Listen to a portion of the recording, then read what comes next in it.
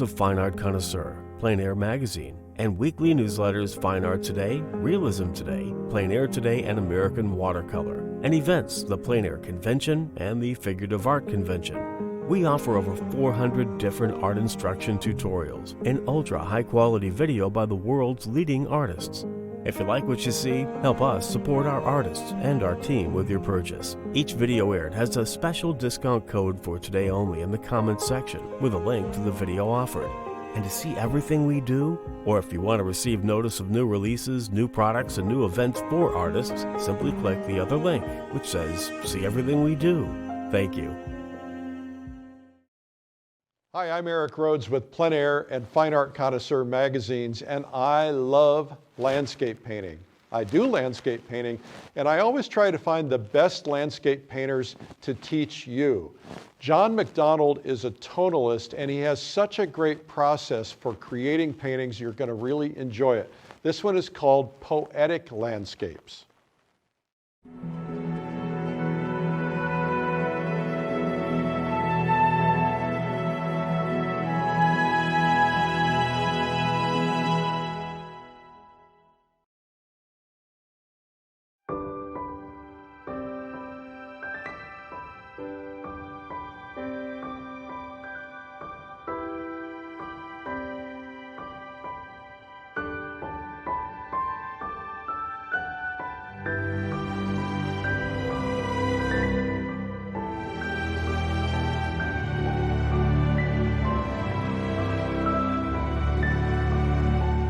Hi, I'm John MacDonald. I'm delighted to be here filming this instructional video. I hope you find it informative and beneficial to your painting. The painting process you're going to see that I use has evolved over the last 20 years or so, as much by accident as by intent, from talking to painters, being given advice by fellow painters, reading books. At the core, it's a very traditional method that goes back a couple centuries. I don't have any secrets to offer. Special formulas for a media that will make your paintings glow like a Vermeer's, or a certain brand of brushes that will make you paint like Sargent. Personally, I believe that we can most effectively and efficiently improve the craft of our painting by deepening our understanding and mastering the basics, composition, values, color, etc. And if you think of a concert pianist, they will play scales 3 or 4 hours a day. I was always amused by the fact that preceding every World Series game, the baseball teams would begin their day with batting practice, the same thing they did as kids in Little League. So the basics, it is the basics that are important in this world, our field of endeavor, as it is in many others. So I have no secrets to give you. What I'm going to be doing is briefly explaining some concepts, then hopefully showing them to you during the demo. I'll go into greater depth while I'm actually painting. And then you're going to have to try them out. Videos, books, magazines, there are a lot of ways we can learn about art and improve our skills. Going to conventions, attending workshops, all of that is very beneficial. But ultimately, we learn to paint by painting. It's the only way to really make any kind of learning effective. We have to try it out. So take from this method that I use, take what works for you and ignore what doesn't. And if you find some things that I do extremely beneficial, they click for you, and it makes your painting more efficient and more joyful, that's wonderful. And if they don't, that's wonderful too, because often it's just as beneficial to know what doesn't work for us as it does what does work for us. So let me talk for just a minute about using photographs as reference, because that's what I'm going to be doing in this demo. And I know that it can be a controversial subject among landscape painters, especially those who paint exclusively plein air. I think there are some advantages to using photographs to paint. I think the greatest advantage is simply time. A photograph, given that a photograph will not change while we're sitting in the studio, and we have all day to work from it, that time is a luxury, and we can spend all the time we need analyzing the composition, studying the value structure, looking at color relationships, taking this image, this raw visual information we have in the photograph, and tearing it apart and rebuilding it as a painting. So time is an advantage. Another advantage is simply the fact that we can capture ephemeral weather conditions and times of day that we could never paint in plein air. Dusk, dawn, an approaching storm, the certain light across a snowy field, clouds moving, light on water. There are an awful lot of times we'll be on location, out in the landscape, wanting to paint a certain scene, but it simply doesn't last long enough to do so. In that case, I think cameras are very effective. In terms of the visual information you capture with a camera, as long as you use them properly, in other words, take photos intelligently, which usually means taking photos from different angles, different views, and particularly different exposures. Making sure that when you find a scene you love, you shoot at least three shots, exposing for the lightest lights, which is usually the sky, the darkest darks, maybe the shadows in a tree, and those mid-values of a meadow or lights on the trees. So as long as we take photos intelligently and for the sole purpose of gathering information, I think a photograph can give us adequate information for the values, the lights and the darks in the scene. I also think that a photograph records all the details you could possibly need, and in most cases far too many details. But I don't think that our ability to memorize where every leaf was on every tree, we can't do that. So a photograph is a great help for when you just want to capture a lot of detail. So the advantages: time, capturing ephemeral conditions, and values, capturing values. And details. That's the advantages of using a photograph. Are there any disadvantages? Of course there are. And the greatest disadvantage really is in terms of the quality of the visual information is color. The camera cannot begin to match the human eye for seeing subtle and nuanced color relationships. The colors in the sky, the colors in water. I often love painting landscapes in the winter, and too often in a snow scene, what I see is a bluish, purplish gray with maybe tints of green and pink is reduced in the camera to a simple flat blue. Often the same thing happens in the sky. Subtle nuances of warm, cool tones in the sky are simplified by the camera into just a flat cobalt blue. So there are disadvantages, certainly. The greatest disadvantage, I think, of using a camera to record information, though, is that the camera doesn't record emotions. It doesn't record how you feel in this scene. And I think that's a hugely important component of painting a landscape. How we feel about this scene, how we connect to it, our emotional response to it often informs the way we paint. And when it's painted successfully, I think those emotions, as subtle as they may be, can often affect the way that it's not only painted, but the viewer sees it. The viewer can feel that emotional response in the painting.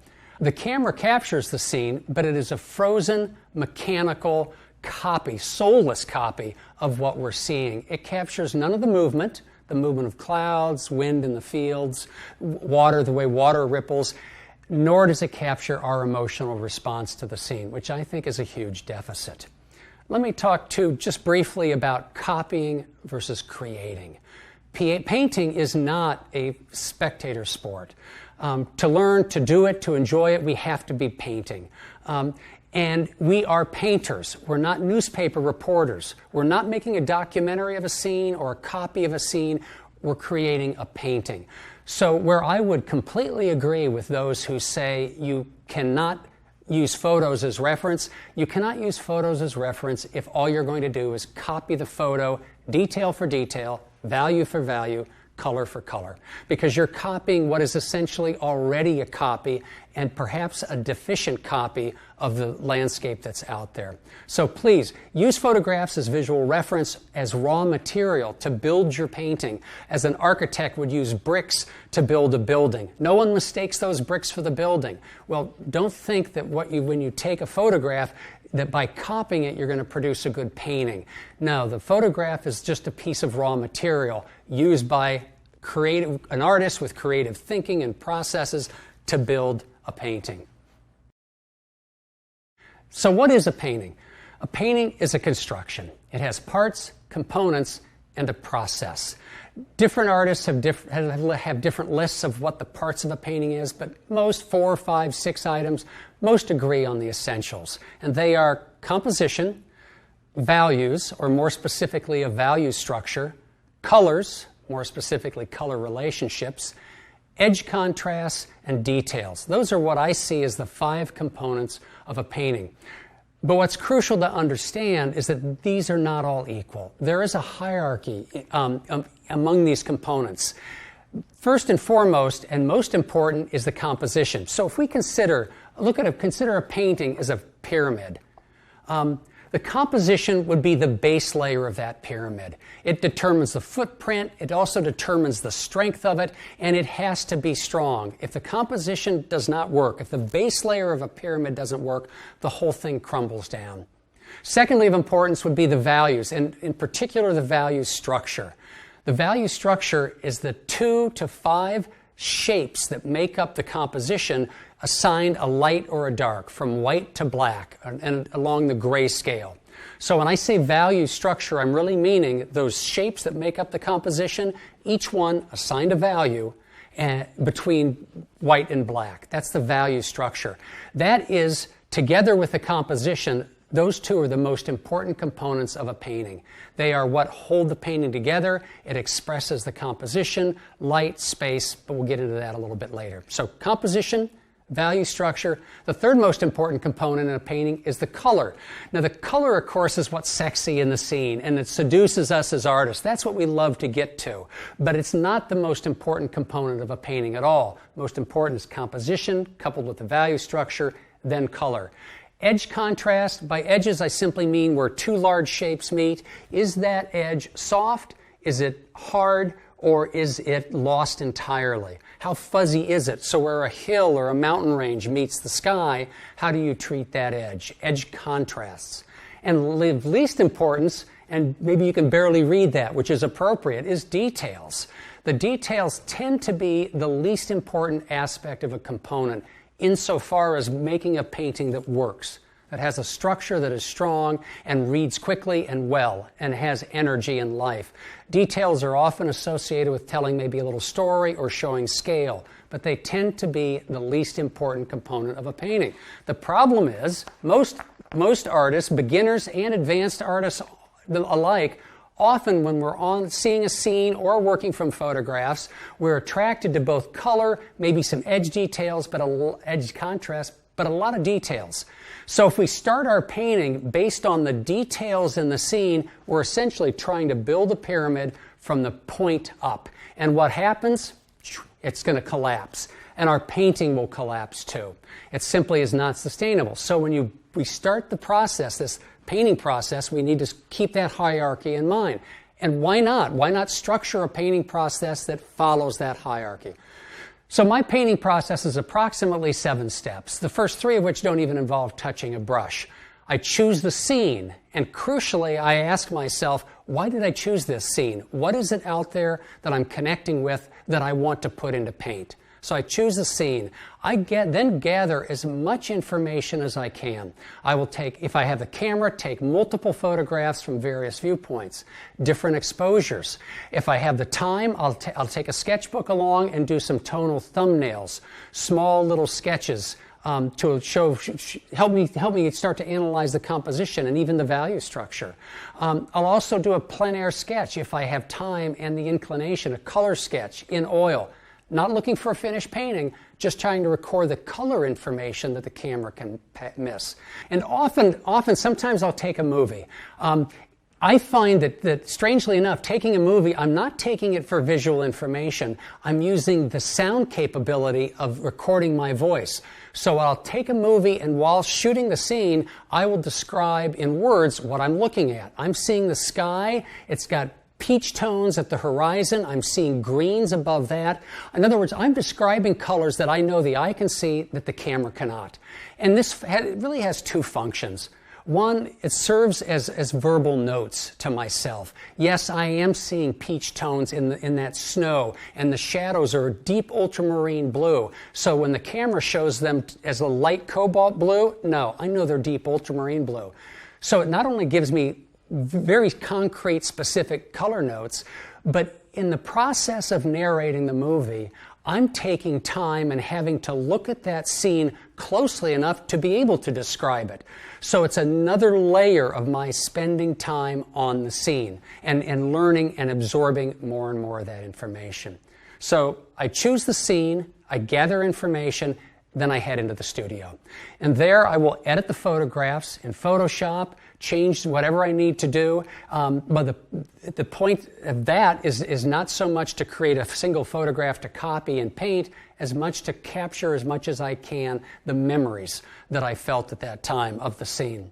So I'm editing photographs. I'm going to take the sketches I drew, and maybe combine them, retrace over them, cut and paste them, playing around with the composition. I might tweak the color sketch that I did plein air, study more closely those colors. Is that really what I remembered about the color of that sky or the field? So I'm editing the information, and at the end of that, what I want to end up with is enough information about the value structure and enough information about the color to proceed to the painting. So then with the canvas on the easel, I'll sketch out the composition, and then I'll create a monochromatic underpainting in oil for the sole reason of both capturing the composition but also establishing the value structure. When that underpainting is dry, it's usually a day or two, I will then go in with color, laying in color, and while working color, I manipulate the edges, playing with edge contrasts, and tend to finish the painting with the details that I need, and that's the key word there, the details that are essential to the painting. Okay, so I'd like to show you now the materials that I use. Currently, I'm using a limited palette, and well, I have been probably for 8 or 10 years. When I first began, I limited it was even more drastically limited. I'm currently using a white that is half zinc and half titanium. And the reason for that is very simple. Titanium is a very opaque white that dries quickly with a very stable and strong paint film. That's all good. However, because it's so opaque, in higher toned mixtures, if you want a very, very light pink or yellow, the opaqueness gives it a chalkiness that I don't like. So I like the mixture of the zinc. Zinc white is translucent. It dries slowly, but it also dries with a very brittle paint film. You should never use pure zinc white in your paintings, especially if you paint thickly. The paint film will crack. I've been told that zinc in the titanium and zinc white mixture is the closest non-toxic alternative to lead, the traditional lead white paint. But it's a nice paint to use. I use Gamblin. I know other makers other brands have the same kind of mixture. Any brand will do. In terms of my yellow, I use a cadmium yellow light pure from Utrecht. Also cadmium yellow pale is another name for, I think, a very, very similar color. I think any brand will do. My blue is a Prussian blue. I use Winsor & Newton. Any brand will do. And the permanent alizarin crimson is also Winsor & Newton, and any brand will do on that as well. Not as many manufacturers make the permanent, but be sure to look for permanent, because alizarin crimson, traditional alizarin crimson, is not light fast. And especially in high key mixtures with white, the pigment fades rather rapidly. So these were the three colors, in addition to white, that I used for a number of years. I was able to approximate earth tones, the siennas, the umbers, and even get a range of grays. But I spent a lot of time mixing to get it right. It was time well spent, I believed. I learned a lot about color mixing. But I think several years ago, I decided that it was time to maybe expand the palette a little bit more. So I also now use Dioxin Purple. This is Utrecht, but any brand will do. You can mix a beautiful Dioxin Purple from Prussian and permanent alizarin crimson that is almost identical. But I found myself using purple so often in so many of my mixtures that I found it simply easier to have a use a pre-mixed pigment. The last pigment that I've added to my palette for the last several years is Vasari Raw Umber. This allows me to start to mix neutrals, gray tones, earth tones, as a base. I can start with the Vasari Raw Umber, and by adding different things to it, I can approximate burnt sienna, raw sienna, and a beautiful range of grays. Now, I don't own stock in Vasari. I don't get any kickbacks for saying this, but I have used a lot of different raw umbers, and I find that most of them are slightly too yellow. Vasari, for whatever reason, is a more neutral raw umber, and when mixed with white, can produce a beautiful, coolish, silvery gray that I like very much. So those are the pigments. In terms of the brushes, I use two. The brushes that do most of the work are a bristle synthetic blend. This is a Utrecht F series. Sadly, a year ago, they discontinued the line, and I think I bought up most of what they had. Fortunately, I still have plenty of them. I am sure that a moderately priced synthetic bristle blend would do just fine. I'm very hard on my brushes. You'll see that I scumble a lot. I push the paint into the canvas. So for me to spend the money on an expensive brush, frankly, wouldn't make sense. I would destroy it, and I destroy these brushes fairly quickly. I wear them out. I use the flat. I like the longer bristles than a bright. It holds more pigment. I just like the feel of it, the bounce of it on the canvas. Towards the end of the my painting process, I'll often turn to these titanium Robert Simmons. It's a soft nylon synthetic brush. They're very nice. I'm sure that there are very many similar brushes from different brands out there. The reason I turn to these towards the end of the painting is often if I need a very sharp edge.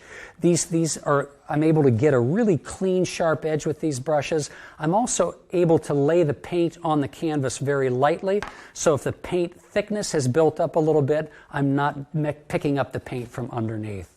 I also use, and I think Utrecht sells this. This is just a very soft bristle brush that I use often to blend large areas of the painting. If I feel that the edge contrasts have become too hard, or I have too many subtle little value variations in the painting, I'll use this to blend it. I do tend also to use quite often a value scale. You'll see that during the demo, where I literally will mix a paint and put it right on the scale to see if my value mixture is accurate. In terms of solvents, I don't use them. I've over the last year or two have really moved toward a non-toxic studio. So what I use to thin my paints while I'm painting, and again you'll see that in the demo, is a mixture of 50% safflower oil and 50% linseed oil. It's similar to the zinc and titanium mixture in that linseed oil dries fairly quickly. It dries with a very durable and strong paint film, which is why it's been used for centuries, but it also yellows a little bit when it dries. The safflower oil dries more slowly. It forms a brittle paint film, so you really don't want to use it just all by itself, but it doesn't yellow. So I find that mixing it 50-50, I get a little longer time to work with it before it would get tacky, and it doesn't yellow, and it's a little more fluid, which I like working with. In terms of a medium, now I don't use a medium, and I should note quickly, no, this is not a tube of paint, and it's certainly not a tube of Utrecht zinc white. This is when I travel, I put the medium in a tube. Often at home, I simply have it in a jar. I do not use a medium as it's traditionally used to dip a little bit in with each paint mixture. So when I'm mixing my paints, I might use a little bed of oil. I don't use a medium. I'll show you how I do use it during the demo. But that consists of 1 part linseed oil, 1 part safflower oil, 1/2 part stand oil, 1/2 part Dorland wax, and a few drops of dryer. And I'll explain why I use Dorland wax again when I use this during the demo. So those are my materials. I know that often you hear of certain brands giving you certain effects, and that is true. Magic medias, certain media giving you certain effects. All of that is true. But as I said, ultimately, if there was a magic tube of paint that said tranquility, or a magic tube of paint that said masterpiece, and by using that you were guaranteed a great painting, we would all be using it. This is the basics, and it's these materials that you'll use to build your paintings. So you need to master them. So having looked at my materials, let's start the demo. But before I do, I'm going to go into each one of these steps in greater depth.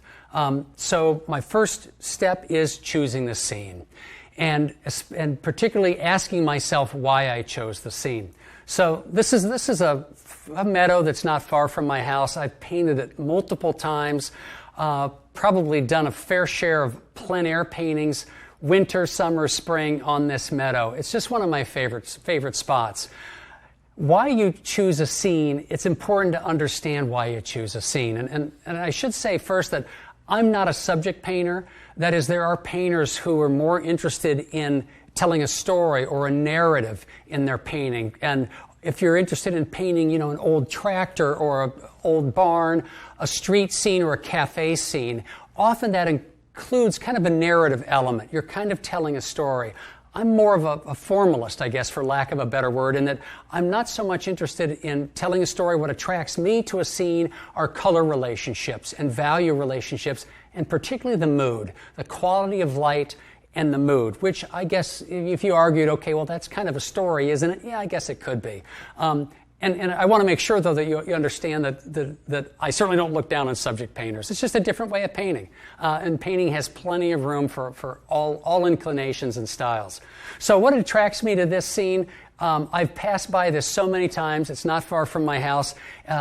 I would often see the light in the winter coming across this field. I've painted it once or twice plein air. I have 15 minutes maybe before it changes completely.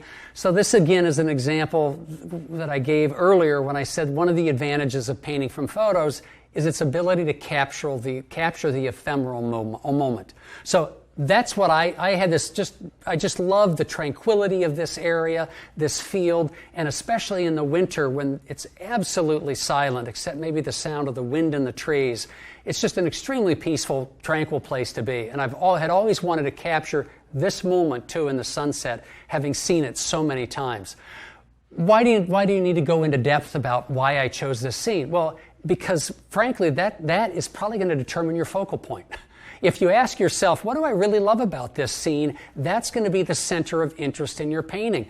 That's an extremely important thing to know because you're going to structure that painting around that focal point. So for me, what I was really just loved was the pattern of the trees and the light up in here. Yes, I thought the pattern of the grass coming through the snow was interesting, but this is primarily what I was interested in. So I've chosen the scene. Now I need to gather information. I probably took 25 or 30 photographs of this scene. I arrived early. I could catch the shadows as they crossed the distant field, as it would pick up certain trees and then disappear. Other trees would go into shadow. I was just intrigued by that play of light as time moved along. So I took a lot of photos, finally settling on this one. I also, I think, did one or two tonal sketches quickly. It was a pretty chilly evening at the time. Just a real quick little thumbnail, playing around with the value relationships. I have done plein air studies of this scene in the winter, but I didn't do one this time because I've learned that the sun just changes so quickly in the winter when it's low and going down at an angle to the horizon. It changes too quickly to really bother getting out your plein air kit when it's 20 degrees outside. So I gathered the information, photos, sketches, a plein air sketch, can't remember if I took a movie of this or not. I may have, in which I'm describing the colors. But then I go back to the studio, and typically we'll download the photos in Photoshop. I'll set the sketches aside, a plein air aside, and I'll start to go through the photos, looking for what I hope will be a photo not that I can copy. I can't stress that enough. The point of using photographs is not to find one photograph you can copy, but a variety of photos that all give you visual information, and hopefully one photograph that can capture enough of the value relationships that you can use that as information regarding the values and the details. As I mentioned, that being, I think, the best advantage of using a photo. But when I take a photo into Photoshop, I take it further than just saying, oh, this is the photograph I want to use.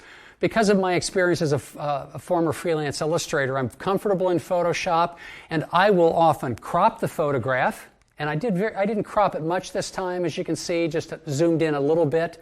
But then I will change the values and the color in Photoshop. And again, the point isn't to come up with one image, a photo, that I can just copy to make a painting.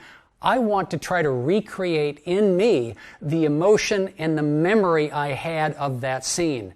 So this is what I ended up with after altering it in Photoshop. You can see quite a bit of difference in the color. This may have been the actual color of the scene. I don't know. It may have been, but it's not how I remembered it, and it's not what I was responding to. I saw this as much more of a scene of glow with color contrast, and I simply wanted to capture as quickly as I could that memory. So while I was painting, I would be painting from my memory with this as a reminder rather than from that as simply a photograph. And I hope you understand that, how important that distinction is. So in Photoshop, I've taken this image and I said, yeah, that's really much more that's much closer to how I remembered it. And then typically, still in Photoshop, I will paste a grayscale next to the photo and a little thumbnail above. I paste the thumbnail because it's so much easier to see the basic shapes and basic values of a photograph on the computer monitor when it's kept small. It's much more difficult, I think, when it's enlarged, and I use a monitor in my studio about this size. So this may be great for seeing detail, but it's much easier to see as looking at a small image. It's a little bit like a thumbnail sketch. It gives you the basic shapes and some of the basic values. So with the value scale, what I'm doing is I'm taking samples of the colors of the landscape. Sometimes I'll actually, with just one of the Photoshop tools, select a square of the actual photo. Other times I'll simply fill in a little square with the color that I sample. I'm really looking for value information. I used to, 5 or 10 years ago when I was doing this, I would almost always convert the photograph to black and white and then do the same thing. Now I like to go directly to color, in part because it's good training to look at a color and where is this on the value scale, to judge the value of color immediately rather than having to convert it to black and white. But if you have the capability of converting it to black and white and that helps you, by all means do. So by assigning these these chips from the little samples from the photo, I can see exactly where these values lie on the value scale. And it gives me the information I need to establish the value structure. I've shown you the value scale, the thumbnail, but what changes exactly did I make, and maybe why? Well, let's start at the top. In the original photo, you'll notice the sky is blue. That cool sky, yes, that cool sky could create great color contrast with warmer tones here. But I was thinking in some ways of this painting as being a warm key painting above and a cool key painting below. And if you don't understand color keys, if that's confusing, I will get to that. But I changed the sky just because I thought it would, that's how I remembered it, but I thought it could make for a more interesting image in terms of color contrast. You'll notice also I pumped the color in some of the shadows. I wanted to see a little more color in the shadows. I lightened some of the darker shapes in the foreground. In terms of the snow itself, photographs often record snow, especially snow in shadow, as being far too blue. It's not how I remembered this. I remembered this because of the warm light coming and being reflected from the background into the foreground snow. I remembered the snow being much warmer and a little bit lighter. You'll notice also, though, in Photoshop and the airbrush tool, I simply painted out a lot of that foreground snow. I wanted to just see, did I need all this pattern? At first, at the beginning when I saw this scene, I was actually interested in and intrigued by that pattern of the grass breaking through the snow. But as I'll explain when I talk about details, every little detail that's down here is going to be screaming for attention and to the detriment of the details up here at the focal point where I really need them. So I just painted them out very quickly, just to get a sense of how much detail do I want in the snow in the foreground and how much don't I. But before I move on to what I do with the sketches, let me say a word about Photoshop. You do not need Photoshop or any image editing software to make better paintings or to use photographs as reference. I've seen a lot of people using an iPad where you can convert it to black and white. You can change the colors, the values with an iPad. All of that is just a tool to explore the color and value relationships. If it helps you see it with fresh eyes and deepens your understanding of it, then use it. Just don't copy it. It's just raw, again, it's raw information, and it's there to help me come to an understanding of these value relationships rather than giving something that I just blindly copy. But don't get hung up about Photoshop. I use it because I had it as an illustrator and I know how to use it. You can simply print out a photograph, and if you'd like, you could hold a value scale. Simply hold the value scale up to the photo and decide and discover where these values are. But all of this, because remember the pyramid, composition, value scale, they're the most crucial elements of your painting. If you can nail those, 80% of the work of the painting is finished. So this is the photograph, and this is what I typically end up with on my monitor next to the easel when I'm thinking of painting. So what do I do with the sketches? Well, I'll cut and paste sketches. I'll enlarge them. I think on this I simply blew it up and printed it out. With the sketches, I really am looking for information on the shapes.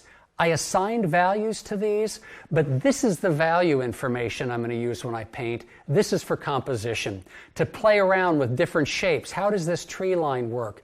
And in particular, I was concerned about the way this pattern of shapes in the foreground moved into the background. So that's editing the information. I've gathered it. I've chosen the scene, I've gathered the information, back to the studio, I've edited what I've needed, and I've ended up with a good sense of the value structure of the painting and a good sense of what I need to do with the composition. So at this point, I would simply transfer this sketch to here. I wouldn't bother with this until I need value information, because this is what I'll use for the composition. Okay, so I have what I need. I have the value structure in the photograph and the compositional sketch, the shapes, the arrangements in my larger tonal thumbnail. So we can start transferring that to the canvas. But first, let me just talk about composition. And it's so important, and so sometimes it seems so complicated that I'm sure you could shoot an entire video doing nothing but just exploring and talking about composition. And again, composition is that arrangement of the major shapes of the landscape into a scene that feels unified, but also is varied. I think the word I tend to use more than anything else is it wants to feel balanced, a composition, and yet have a variety of shapes. I find it a lot easier to say what not to do when composing a scene than what to do. Some of the things you want to avoid are placing anything of real strong interest, strong contrast around the edges. Traditionally, they've always said never put anything, certainly not the focal point, dead center. It usually needs to be slightly off center. I think one of the more important rules is you always want to avoid equal divisions of the canvas. If I had a sky and a field, I don't want to have that horizon line exactly in the middle, nor do I want to split the canvas down the middle vertically. But also you want to avoid having equally sized shapes on the canvas. So if I have, say, a band of trees across here, and I have a lake or a pond down here, I don't want that pond and those trees to be the same width on the canvas. It kills the illusion of space. So one of the most important rules that I'm always trying to avoid, and it's amazing how easy it is to forget it, that rule of avoiding equal size shapes on your canvas. Most rules that you'll hear about regarding composition can be broken. George Inness used to divide, especially his late canvases, would divide his canvas in the middle and then right down the half, but then hang different elements around that central cross beautifully. You'd never really know that he was violating one of the cardinal rules of composition. Don't divide your canvas in half vertically or horizontally. He did it both and got away with it. There are, I guess, masters who can break those rules. I think there is one rule, though, that is absolutely inviolable, that you cannot break, and that is don't say more than one thing with your composition, with the painting. Make sure that if you have a focal point, you don't have another focal point of equal strength here or here. Think of it as someone telling you a story. Well, if there's only one person telling you a story, it's easy to follow. If you have three people talking simultaneously, surrounding you, each telling a different story, how can you possibly make sense of that? It's the same thing with the painting. Say one thing with the painting and sacrifice everything else. It also isn't just a focal point. It's not uncommon to find a painting in which the sky is spectacular, beautiful variations of values and colors, and you want to capture that sky. But boy, the light on the hills is also incredible. Wow, I want to capture that. And while I'm at it, look at the light on the foreground, snow or field. I want to capture that too. Well, what you end up doing is giving me three paintings, a beautiful sky and then this incredible scene here. And especially if you're giving them equal weight in color contrast, value contrast, you're saying three things with one painting. Instead, maybe have the hills down here, simplify them, and concentrate on the sky. When you're finished with that painting, start another one, where maybe the sky is simplified and it's just a little band up top, and then you spend all your time painting the field. Don't try to say more than one thing with one painting. So composition, from the composition, I'll now transfer the lines here. But first, let me just show you what I use for an underpainting. Typically, I prefer using burnt sienna with just a little bit of the burnt umber. I will add burnt umber only if I really need a dark shadow that I'm unable to get with the burnt sienna. You can see that burnt sienna is slightly lighter than the raw umber.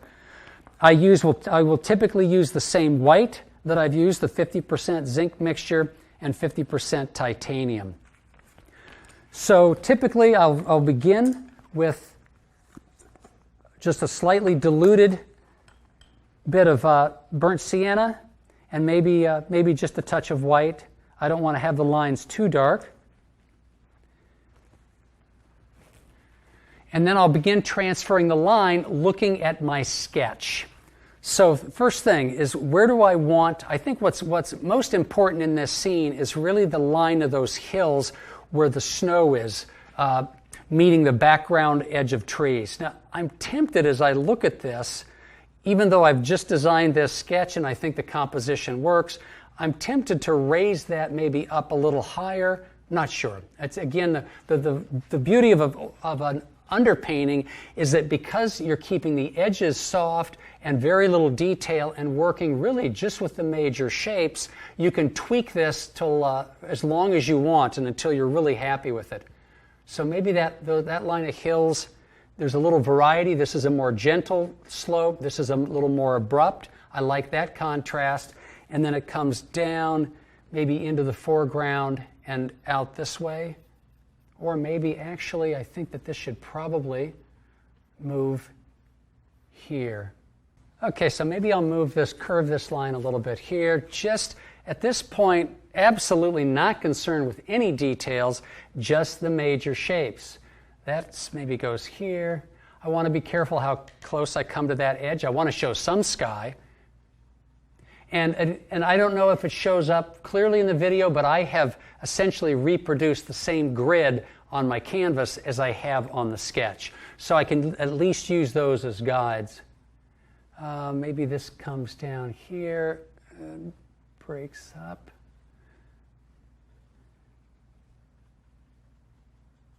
I'm going to break there's a little tree in the photograph, kind of more in the foreground. In the sketch, you can just barely see it, just to the left of center. I want to have that break that line. And there are some mid-ground trees that are breaking the horizon line there. Want to make sure that this has some variety. Should I avoid having this go off at the same height from the edge here? You know, I think it's often I would say yes, but I think in this case it's not critical because I'm going to have these trees in the break that edge, and also they'll be a little higher. So I'm going to pull that down just a little bit. Again, just working in line now.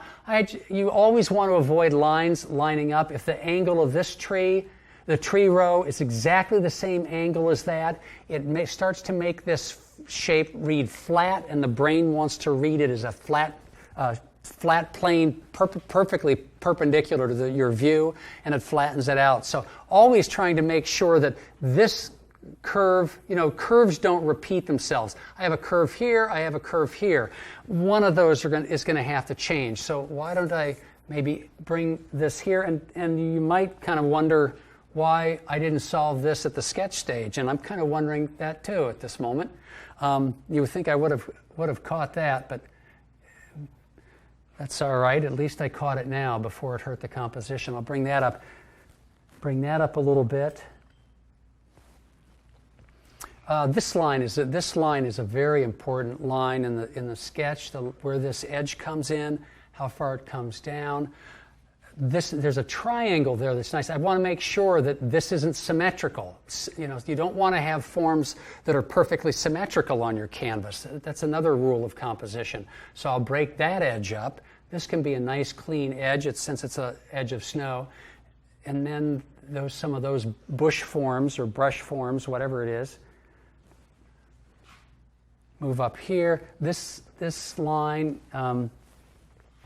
see, that just breaks that midline, then it comes up, comes down this way, just below half. I need to make sure that the line between the foreground snow and those mid-ground bushes or shrubs is not exactly at halfway up the canvas. And I've actually maybe moved it down even a little more than in my sketch, but just by so little that I don't think it matters. I have a slight drop in the form as it comes here. I'm tempted to maybe make that straight across, just so I have a little variety, a single horizontal line maybe where all these are other lines are angles. I don't want to position it exactly in the middle though. Up here, and then another important line is this in the background. There seems to be a field that's almost flat. Then it rises as it comes along here. And I should say again, just to repeat myself, I'm looking at the sketch now. I'm not really looking at the photo at all.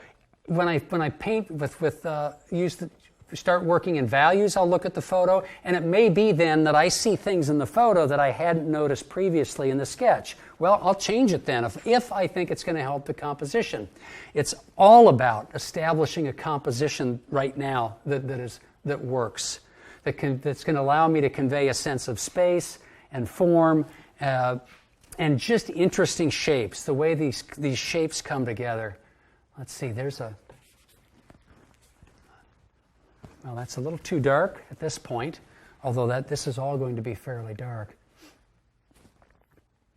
Okay, and what's also probably I need to put in right now are this background, just so I can really get a sense of where this is. Now, this tree kind of comes up, and then I have a tree breaking into that about there. This shadow of the trees is maybe approximately here, and then there's some more shadows up in there. Don't need to indicate that right now. This is an important line because I have to decide how much of this field in the background I'm going to show. And can you see that this shape, I'm working on this shape right here. This is the bottom edge of some trees. This is the top edge of the snowy field. There is a row of trees in here. Can you see that if I divide this equally, this to here, here to here, it's going to hurt the illusion of space. For some crazy reason, our brains will just interpret two shapes that are similar in width on our canvas as being in similar areas in space. So I want to avoid that.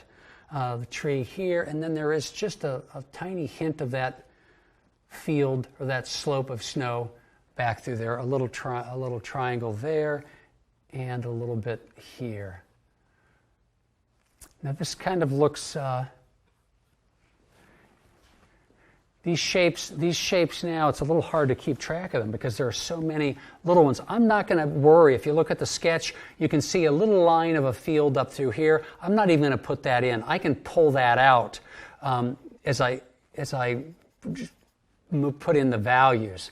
But right now I'm just still wanting to indicate some of these shapes. I think that as I have used underpaintings more and more, I really enjoy this stage because I feel as if the brush is a pencil, and sometimes it's just really fun to, if I want to, just to kind of scumble in some of the shapes, even though I'm going to end up doing this much more accurately when I lay in the values. It can help me get a sense of how these shapes are going to look against the snow. Okay, I'm seeing at least variety. Not exactly sure what's happening over here. That I need to maybe make that a little bit stronger. Watch, I want to make sure that the widths of these bushes are not the same, the height's not the same, the way I'm dividing the fields and layering this as it's going back in space is not the same. There has to be variety. Things have to be different. And it doesn't, does it really matter if you adhere to perspective principles that things large get smaller? Well, sometimes, but sometimes that regularity, especially if it's a field, gets kind of boring. Maybe one distant field is a lot larger, so it breaks that regular progression of getting smaller in space. And the darks are up in here. Okay, I think at this stage, I can forego the sketch and simply focus now on the monitor. So I'm working on a tone canvas now. So the first thing I want to do is identify this tone in terms of its value. Is there a reason to work on tone canvas than white?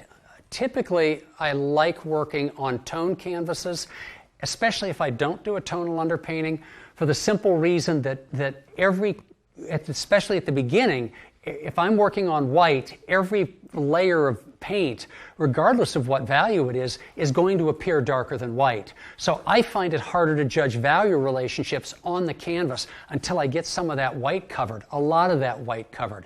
So I enjoy working on a toned canvas for the very reason that it knocks that white back. And then I can push the shadows in and pull the lights out. Often, though, in the studio, if I'm working on especially a large underpainting, and it's almost always the large paintings, I will always do a tonal underpainting on large paintings. I tend to prefer working on white because then I can lay the paint in, and rather than having to mix white to get lighter tones, I simply with a rag will pull off the oil, revealing the white canvas underneath. It's a different way of working, and if you want to try underpaintings, and I really recommend you do, especially if you struggle understanding values, then try both, working on both a toned and working on a white underpainting. Why do I need to identify this value? Well, it's probably going to be one of the values that I have identified in the value, on the value scale. And if that's the case, then I can use that as kind of a reference point to all my other values. So I typically will hold up a value scale to the canvas, and I hope you know by now the best way to distinguish values is to squint. It's the easiest way to see if two colors are the same value, or simply to see value shapes. So if I squint at this, it's clear that this is a little darker than here, it's getting close here, and maybe this is a little bit lighter. So I suspect it's going to be this value. I realize that this value scale and the value scale I have created in Photoshop don't correspond perfectly. Photoshop is because its photo sensors is actually shining white light for the white. It's going to be whiter than this.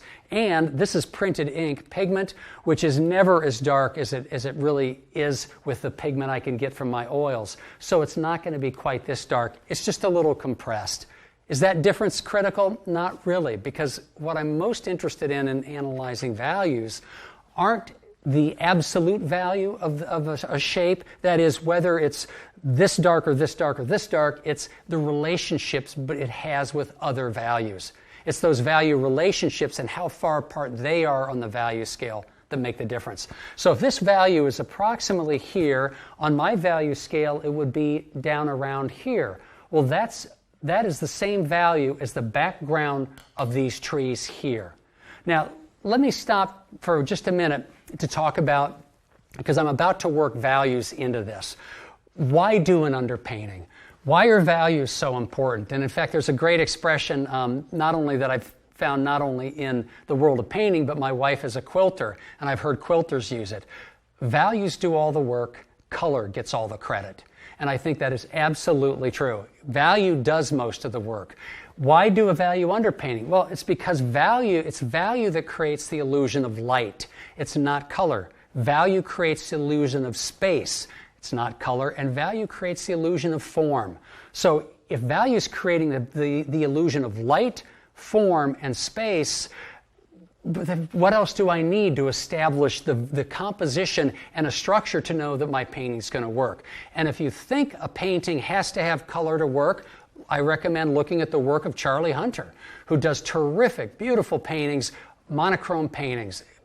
Color has its place in a painting, and it does some wonderful things for a painting. But what it doesn't do is it doesn't provide structure, and it doesn't provide that spatial illusion that we're so often looking for in a landscape, where we want this tree to look further back and maybe a snow up in the foreground to look as if it's actually coming up into the foreground. So value gives us that. Another important aspect of value are value keys. Now, I could paint this entire painting in all dark keys and make the painting quite dark. Or I could decide to do a high key painting and make it entirely light in light values. In this case, I think just given the nature of the subject matter, I've got light shining on white snow and deep dark branches and bushes in shadow. I want to take full advantage of that value scale. So in this case, I think I'm going to be using pretty much most of the value scale, which frankly is a little easier than working in value keys. Because if you think about it, what I just said is it's not the absolute value that matters, it's the value relationship, the distances between them. Well, if I'm working from a full value scale from black to white, look at that range of values I have to work with. So if this is the value of one shape in the landscape and this is the value of another, and another one maybe is right here, I have some wiggle room in the value scale. I don't need to have that precisely exactly the same. But if I've compressed all my values, so I'm working in the very light end of the value scale, I have much less wiggle room to make a mistake in that. So it's actually more difficult to work in high key, low key values, but it's worth trying. So there's one other very important component of value, and that is a gradient. And if you're not familiar with a gradient is a very subtle change in either value or color that moves from one area of a large shape to another. So just consider this large foreground area, and especially look on the left side in the photograph. Notice how the snow is light up to a certain point, slightly gets darker, and then noticeably darker by the time it gets up here. And in fact, even the snow in some of these areas is darker than it is here. Well, if you're looking at the value scale that I have next to the photograph, you can see on the right side, see those 3 chips of blue? That's essentially my mapping that gradient. The darker blue was up here, the middle blue is probably in the middle, and the lighter blue represents the value of the snow down here. Why are gradients so important? Well, anytime you have a flat surface, a plane in the landscape, receding, starting in the foreground and receding in the distance, or starting in the midground and receding in the distance. In order to give that the illusion that this is a flat plane receding into the distance, you have to change something as that goes back. So I'll just use this because it's so easy to see. It's almost half the painting. As I paint this snow has to start changing as it goes back here, or else this is going to look like a cutout flat shape that's perpendicular to me and not a flat shape receding in the distance. You'll see gradients in the sky. Notice, for instance, in my photograph, how when I put in the color in the sky, it's warmer here and cooler here. So this is a case where it's a gradient not in value, but in color. The sky changes from more orangish to here to a bluer color here. That's also a gradient. So it isn't just flat planes, and you'll always see gradients in the sky. And everyone's familiar with the gradient where it goes from light blue at the horizon to a dark blue up top. Well, it isn't just a change in value. Often it's a change in not only color, but in saturation, with duller colors at the horizon where there's dust and dirt and you're seeing through a lot of the atmosphere, and then the colors become a little cleaner and richer as you go up. So gradients work all over the landscape, and you need to train your eye to see them and expect them to be there. So we've got the reason we do an underpainting because of what value does in order to create a three-dimensional illusion. I'm looking for gradients in here, and in terms of the scale, the key of this painting, I'm just going to use full contrast. I'm not going to make it a low-key painting with mostly darks or a high-key painting with mostly lights. So I've identified my value as being the background trees, but notice on the left side of that value scale, look at the incredible gradient I have from the lights of the trees here, moving to a darker area of the trees here, and then in this area they start to drop into the shadows. And by the time the trees get here, they're almost black.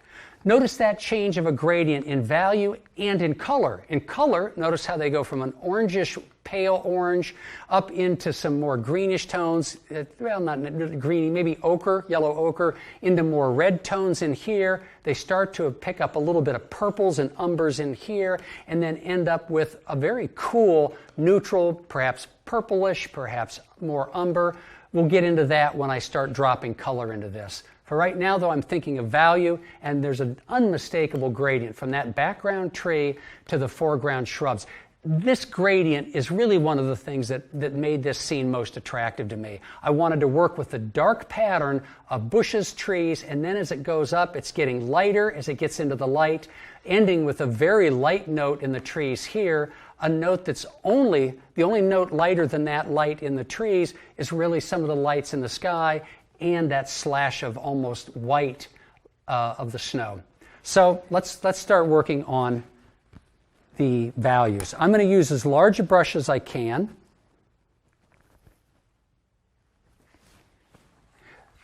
And I will start, I think I'm going to start with that gradient because this light of the tree is actually lighter than here, so this is going to have to be lighter than this tone of the canvas. But for right now, let me take these darks, move them up, and then I'll stop right at this value because that's the value of the trees before they transition to being a little bit lighter. Both in the underpainting when I apply color and when I'm applying value now, this is not paint by numbers. The point of this isn't to define these shapes just perfectly and then stick with that. Yes, if I've designed this and it really is working perfectly, I probably don't want to make huge changes, but I don't need to make sure that my brush at this stage is coming up and matching exactly the lines of my sketch. Because if I do that, two things happen. Number one, it's monotonous and it's slow and it's not very exciting. It's just too uptight, maybe is a good word. There's no need. I can be a lot looser and have fun with this. It's just not that much fun. But for a more practical reason, if I'm painting right up to an edge on this shrub and then go back in with a slightly lighter snow and then go right up to that edge, on my canvas I'm going to have a little line of paint where those two areas of paint meet. When that dries, it's going to create a ridge of paint. Then when I go back into color, if I want to change that ridge, it's going to show through. Just because it's physically in the paint film, there's a little ridge of paint film. So I try to keep, especially the underpainting, keep the edges soft and the paint film thin. But by thin, I don't mean liquidy. I don't mean use a lot of the oil or medium. I mean thin as in a thin piece of fabric. It's not very thick. I want to put very little paint on the canvas. I want it to dry quickly, and I want to be able to manipulate it by wiping it off. So I'm just going to now, looking at both the sketch and the photo, start to block in some of these shapes that I had.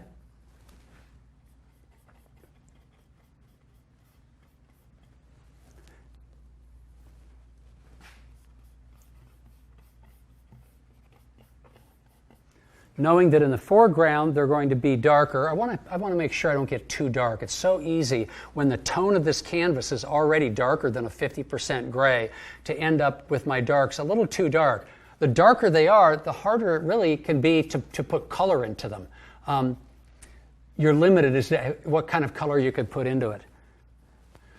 Okay, so I'm just going to scumble this in.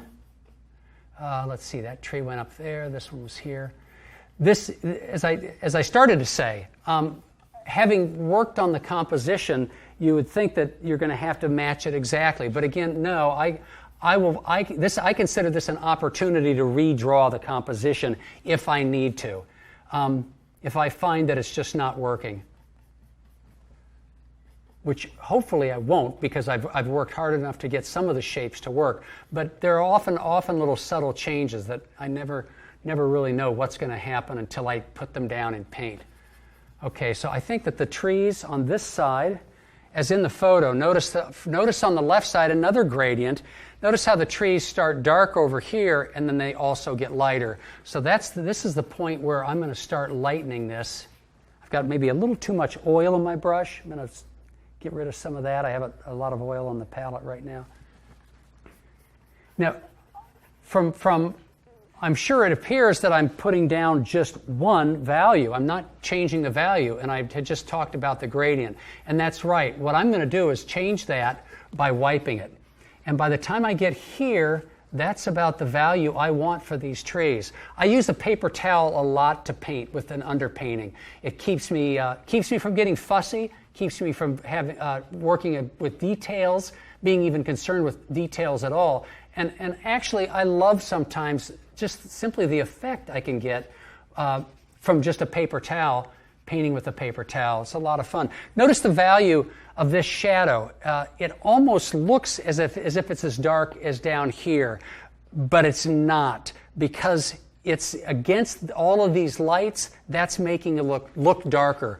And in fact, I may even change that just a little bit, maybe make it deliberately lighter or deliberately darker as I continue the underpainting. But I'll have to wait and see. So that's the dark there. Then the trees get a little bit lighter here, maybe a little bit lighter along that ridge. I'm going to maybe exaggerate a little bit the shadow on this side, just so that I don't want it to be symmetrically, bookends. I don't want it to be like bookends, but just a little bit darker here will help the light up and the transition to the light up here be even a little more dramatic.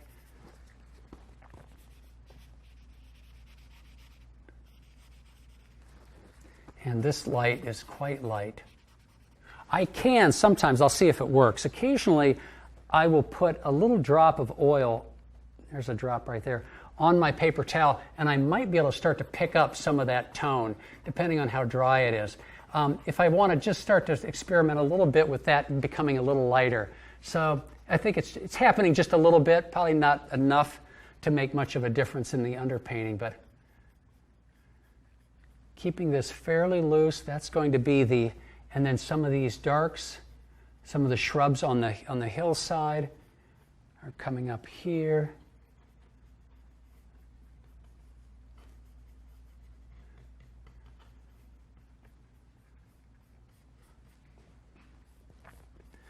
I want to just step back now and look at the shapes, making sure that these bands are not equally shaped.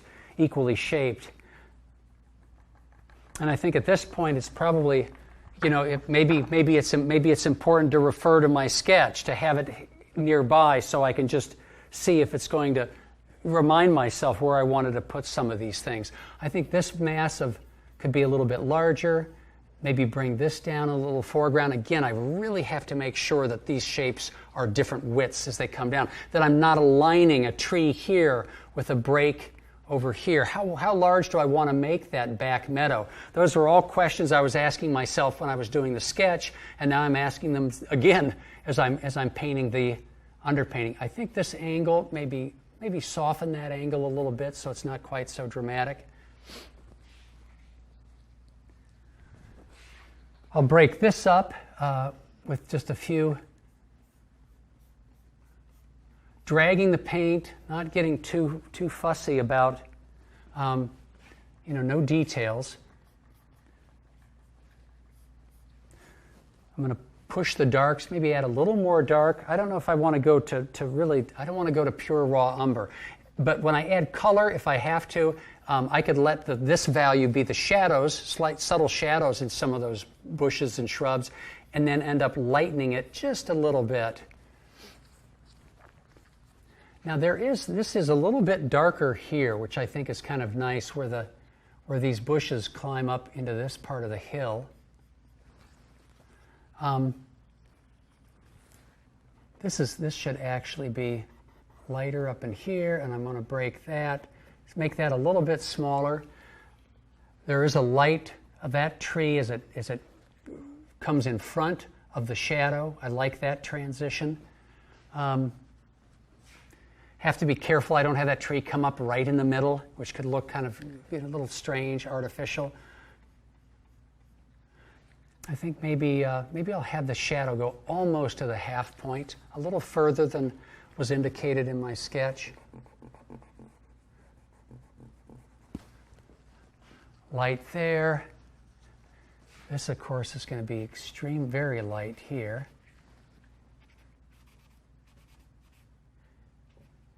Now the sky color, looking at the value scale, if this is going to be the value of the trees, then the sky is noticeably lighter, but I have to leave a little room on that value scale also for the light of the snow. The light of the sky, those color chips, actually, it's amazing how just greenish yellow it looks and almost a greenish blue. And you'll see that they don't look nearly as light when pasted on my value scale as they do in the photograph. So I'm going to mix, let's put in the sky. I think that's going to be important to go to that light right now.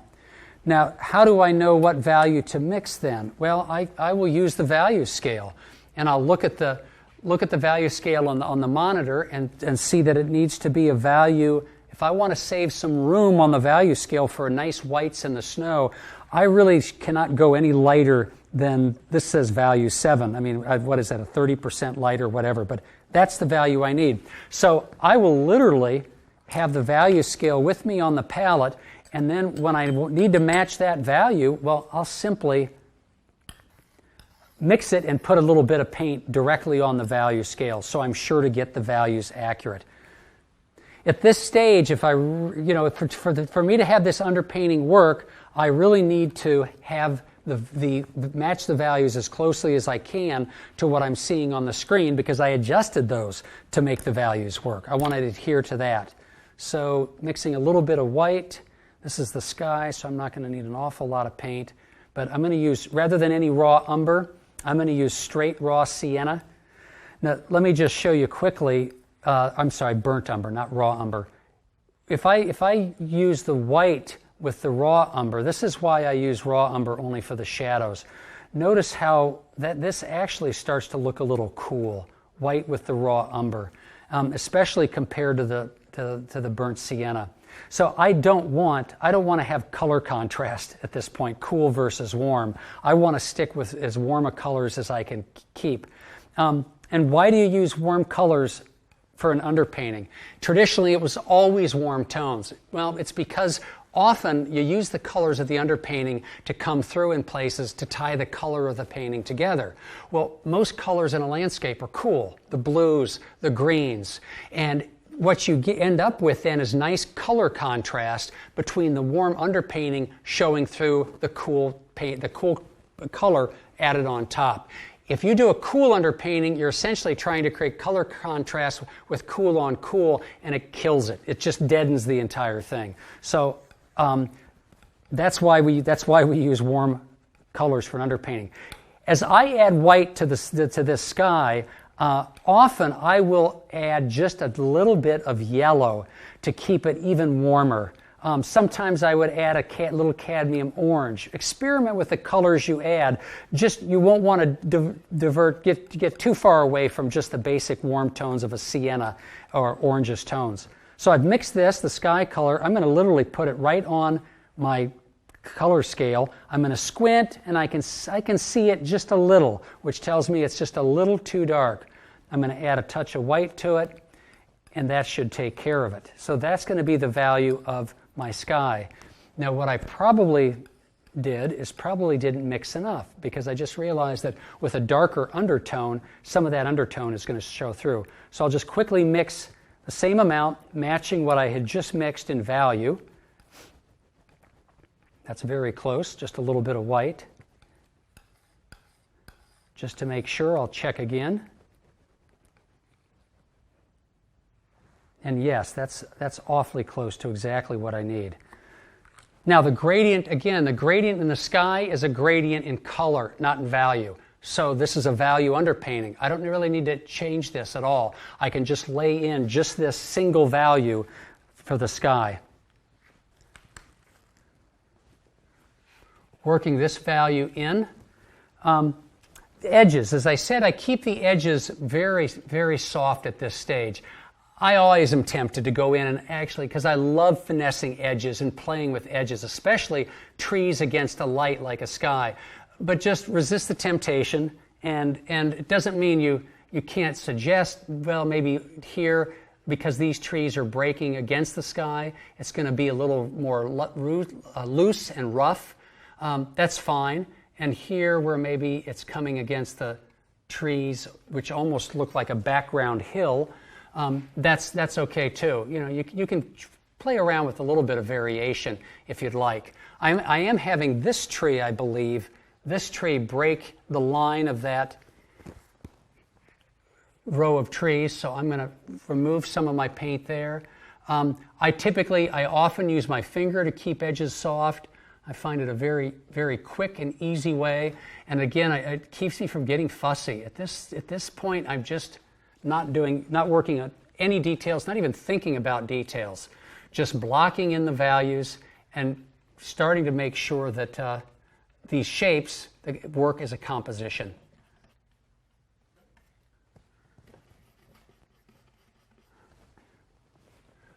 Working it over on this side. Now there are some trees that are coming up that are bare trees. That's something I'll probably put in when I actually paint in color. So I'll leave it out right now. If that tree, the tree on the very right side, there's a bare tree sticking up right here. If that were essential to the composition, I would probably put it in because I want to make sure it works. At this point, though, I'm not really too concerned about it. I'm keeping my brush strokes vertical because right now with the lights here in the studio, I'm getting some specular highlights on the brush marks, and it's actually making them look a little bit lighter in value. At this point, I just want a flat value here. I'm looking just for value. So not concerned about the brushwork, not concerned about details. Stepping back and saying, seeing if that's going to work as the sky. Now, it may be, as I look at this now, I actually think I like the thought of not having just a gradient in color, but a gradient in value. So by pulling off a little bit of the sky,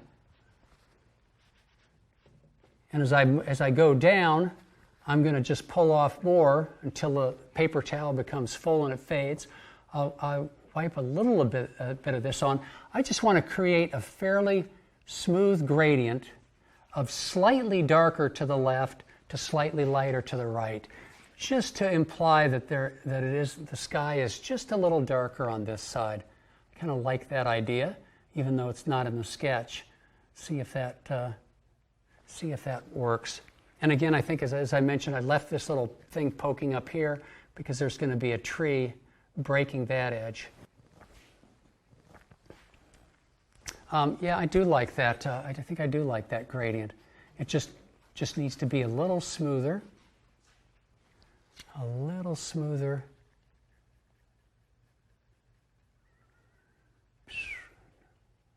Okay. All right. Well, what values do I need now? Let's do the snow. The snow is so important, and I'm going to mix all. I think what I'll do is. That snow compared to the value of the trees back here, the darkest of the snow is so close to this value in the trees. I think I'll leave that and maybe even push that a little bit more than what I'm seeing. I'll have to decide. What I will start to do is mix the light of the snow. Now I can see on the value scale it's almost exactly a 50% gray. It's a little bit lighter than a 50% gray. So in terms of this value scale, I'm going to be looking for something about toward the upper end here. I'm going to need a lot more paint because it's taking a large part of the canvas. Mix a touch of oil with it. Do be careful if you eliminate solvents and use oil to thin your paints. do be careful that you don't put too much oil on the bottom layers of your painting, doing an underpainting such as this.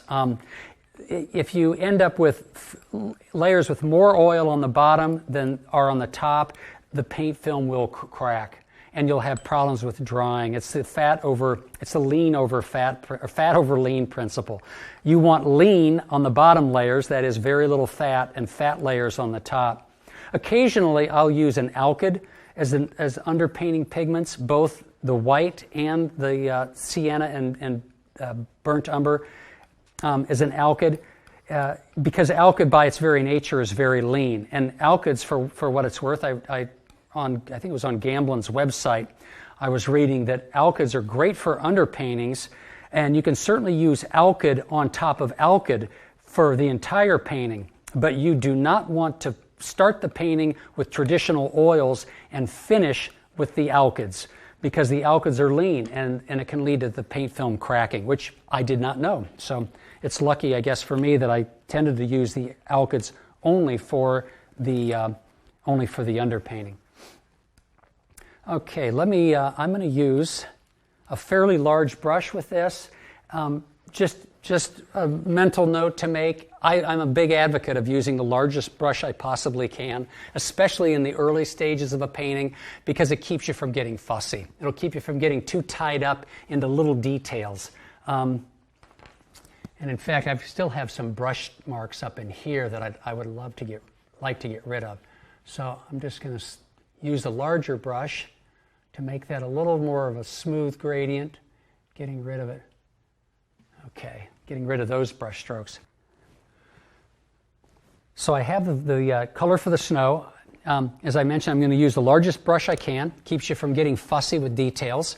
And starting, I've actually seen people, I've in the course of a workshop asked people to do an underpainting, and they'll have a large area on their canvas and literally using a brush like this to start to brush in the paint. And I tell them that the workshop only lasts a week, and it's going to take them that long to do one little area here at that rate. So please, you become accustomed to using large brushes. It not only will speed your work, but by using them, you'll improve your drawing skills, because it takes a little more precision to work with a large brush, but it's also more freeing. You may end up seeing your brush work be a little looser and a little more free. So this paint, okay, you can see what a difference that makes now, right? It looks almost as if this is the same value as the sky, but I think you'll see that, wait a minute, it is the same value as the sky. Oh, that's right, the values of the sky are very close to this. That's interesting, because I don't know if I want this to be the same value as the sky. Do I lighten the sky up, or do I darken this? I think I'm going to darken this a little bit. So let me go back. Well, I'm glad I caught that, because I don't want that to be the same darkness as the sky. Or the same value as the sky. Darken this up just a little bit, so this needs to be, well, that's about it. I maybe darken it just a touch.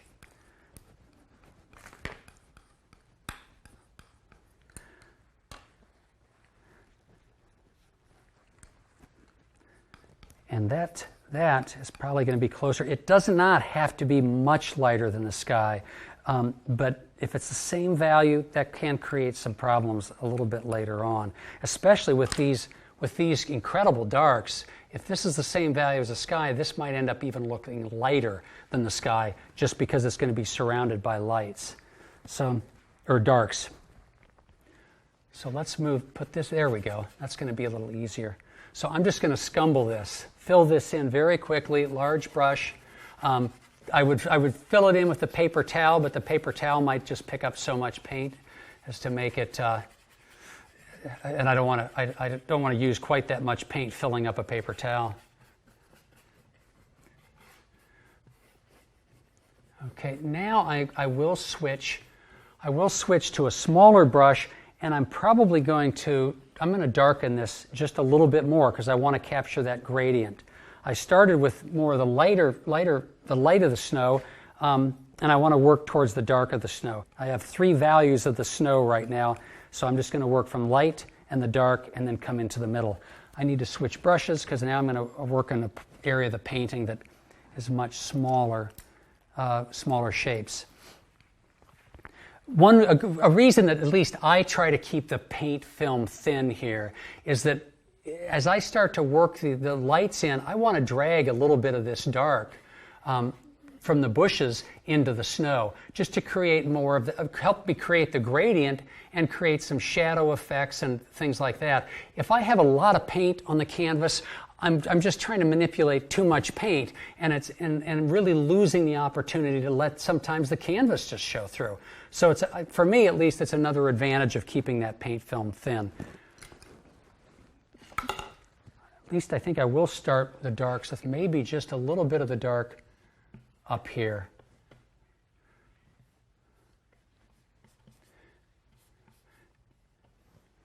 Now in my sketch, you may remember in the sketch, you'll notice that there is a little path coming through the foreground snow. I think at some point on the underpainting, I'm going to want to work that. I'm going to need to include that because it's such an important part, I think, of the composition and the way the painting, leading the eye into the painting. So that's important, and I'll include that. For right now, I'm just going to work just a little bit of the snow, work this dark into the snow to create a gradient, and then I'll come back in with the lighter paint perhaps, and working the darker paint and paint that path in.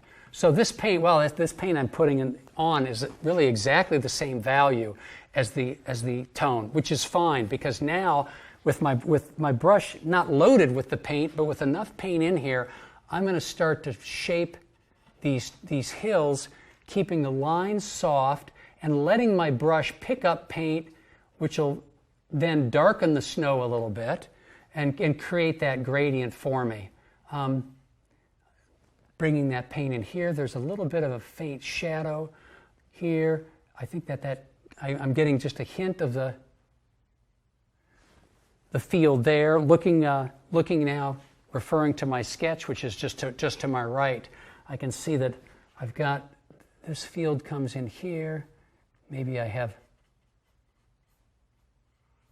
Notice now how I am picking up paint with the brush so that this snow is actually getting darker as I'm working upward toward the background, which is exactly where I want that gradient to go. So rather than having to mix every transitional value, I'm just essentially letting the paint blend a little bit and create that difference for me.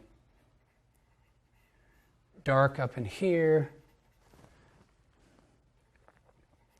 Keeping the edges soft.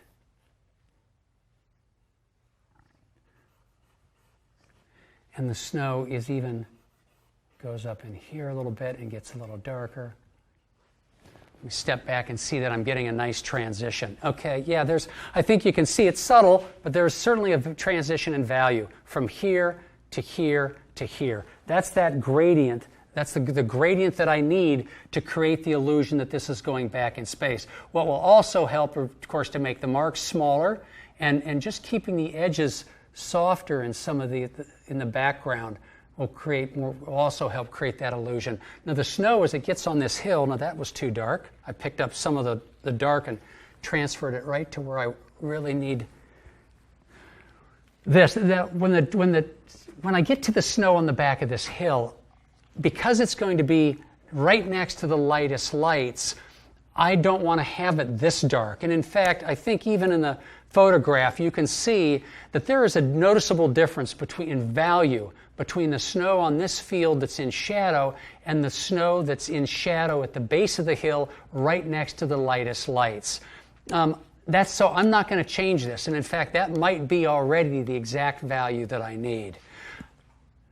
Instead, I think I'll come in. I do need. I think it could stand to have be a little bit darker, in not the snow, but in some of these passages.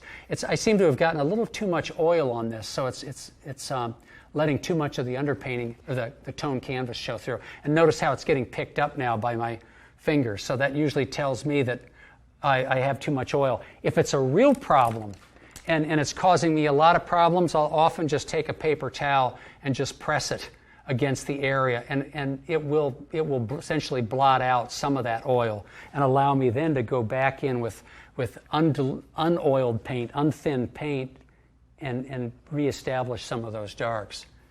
It's you know, minor issue at this point. This tree actually, notice I think both in my sketch and the photo, how this tree really seems to stand out a little more darker against the snow than some of the bushes do in here, because they're picking up some of the ambient light from the sky, whereas that is in shadow. I like that difference, the fact that this is a little bit darker than what's going on over here. And then by the same token, this could probably get a little bit darker too. Even though I've maybe lost that gradient in this area from dark to dark light here, because I've just darkened this, I think for the painting itself, for the whole painting, I think it's actually a nicer little change. And I can always come in with at some point with a really strong dark and hit some of these foreground areas just to make sure that there still is some bit of a transition. Okay, I'm looking at this right now. This is jumping out at me. This shape echoing that shape. I want to make these a little bit different. So I'll just drag some of the dark paint in. I just want to break that up a little bit. Maybe there's a mid-ground bush here. Something happening there. I'll going back now to the snow. There's an awful lot of detail in this field, with where the snow is visible between bushes, and there are slight breaks in the foliage. And you know, how important is that to indicate at this point? I don't think that important. What I need to do are get the major shapes correct. And that means making sure that some of these shapes aren't identical and that not the same size, and that there's enough variety and interest among them. Now that's okay. I just maybe need to bring a little of that in here. Yeah, again, I've lost my dark. This is all getting a little oily.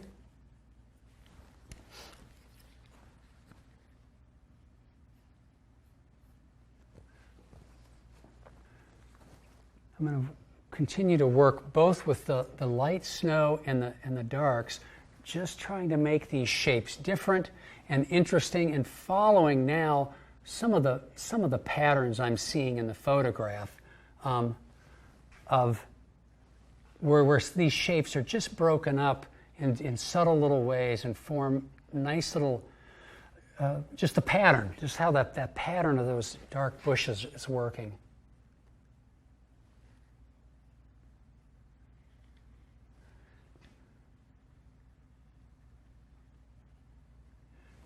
Now, the path that I have in the sketch,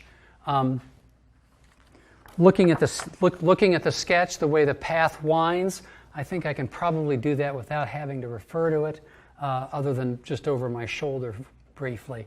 But it breaks in here and then comes out at the bottom there. And This, of course, was totally invented. It was not, as you can see, it's not in the photo. At one point in the middle of the photo, when I was painting in the snow and trying to cover the snow, I played a little bit with the idea of the path coming in, and I realized then that I liked it.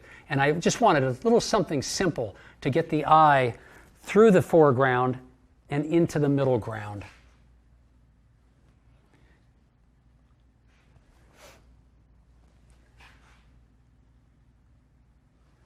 Okay, let's step back, looking at these shapes. Yeah, okay. I feel a little bit better about where this is going. I think that it could probably use, as I have both in the sketch and as I see in the photo, this is a little messy in here, in that there are too many little value variations. I think I want to keep that as more of a flat value shape, and you know, maybe an indication of just a couple details there. Now, before I go much further, I need to put the white in the snow in, because that's the lightest light, and that's going to, I just know from experience that that's going to make all the other values come together. what looks like a very light value here or in the sky is going to suddenly be pushed back and will appear darker just by lighting the sky. Before I do that, I have a lot of brushwork that's catching reflections in the snow. I don't know if it's going to be visible in the video, but I find it a little bothersome, so I'm just going to soften that just a little bit. Let's see. Let's go with the light of the sky, and then this is probably going to have to lighten up just a little bit. In my photograph, the values of that, it's just lighter than 50%, and you can see that's still darker than that. And in fact, even the sky still looks a little dark to me.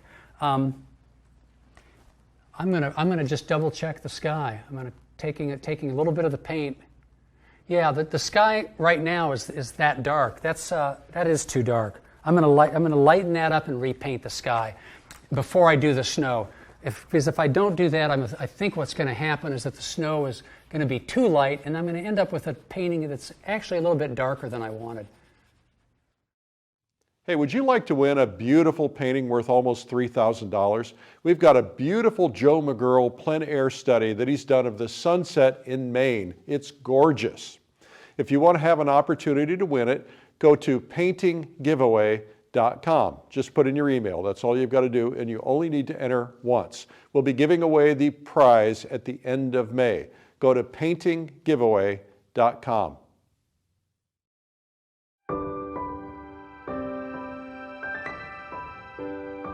John MacDonald's paintings draw people into the scene. His paintings make the viewer feel the scene, the warmth of the sun on their skin or the cold snow crunching beneath their feet.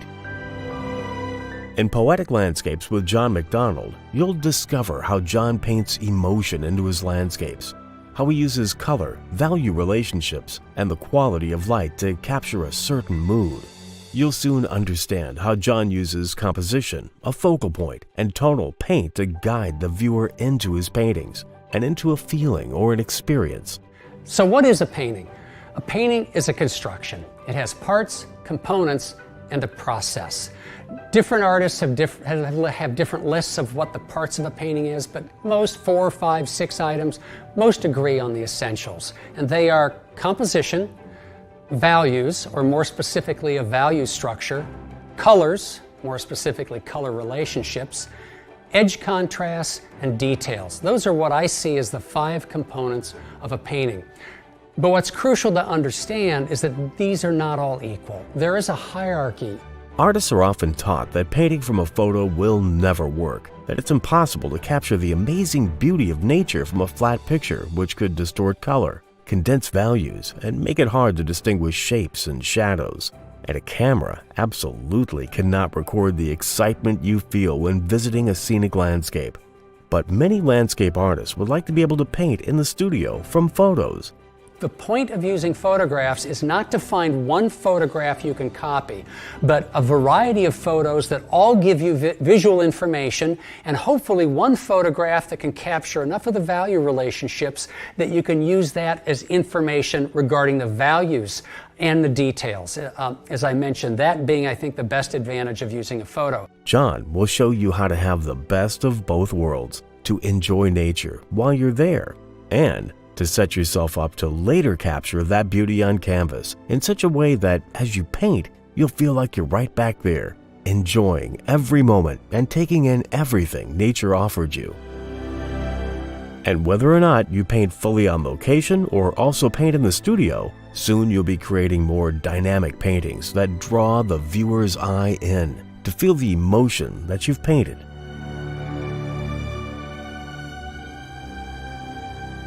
Poetic Landscapes is available on DVD or digitally for your computer, tablet, or smartphone. Order yours today and start adding captivating emotions to your paintings.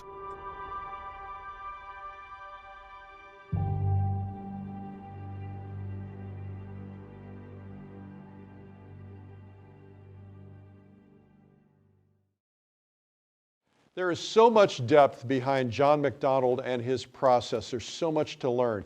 This video was called Poetic Landscapes, and you can learn more about it at lilyartvideo.com. Now, let's learn more about John.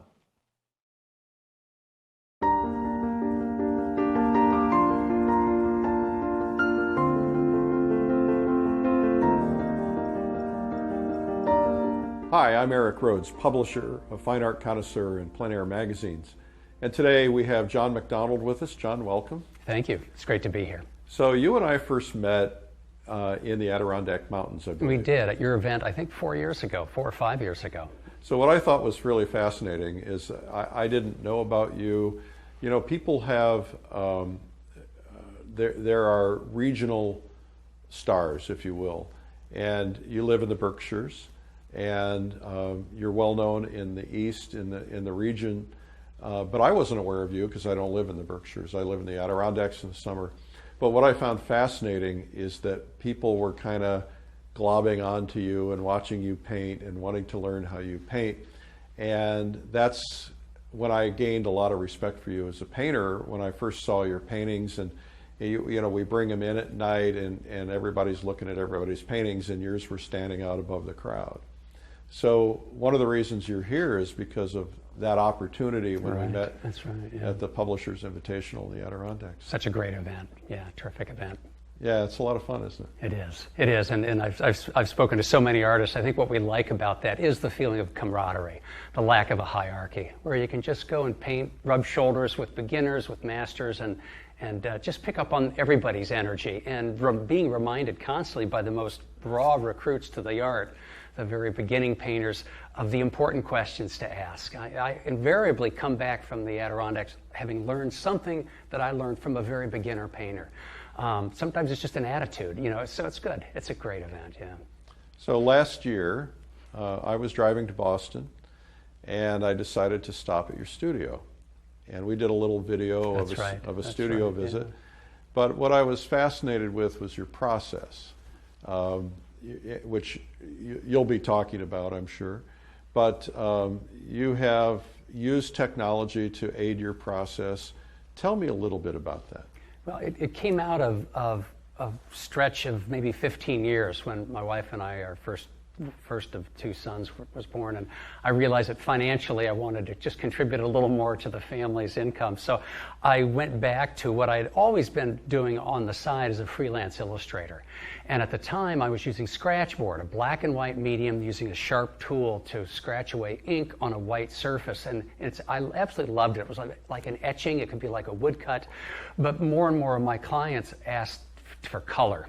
And it's a nightmare to color because if you use watercolor dyes, it soaks into the ground of the scratchboard and looks awful. So I finally realized it was time to get a computer, and I started coloring the work in Photoshop.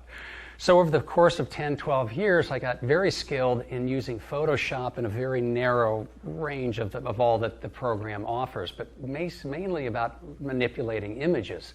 So that then around the 2000s, as I started to phase out my career as an illustrator and wanted to get back full-time as a painter, I realized I could use those skills to manipulate photographs. So that is, I would take a photograph, and in the old days, whether I printed it or it was on my monitor, I might grab my sketchbook and do 2 or 3 little thumbnails of different ways to crop it, different ways to apply the major values of the shapes, to establish the value structure of the painting with a pencil. I found that I could do a lot of that in Photoshop much more quickly, which allowed a lot more for me, creative freedom.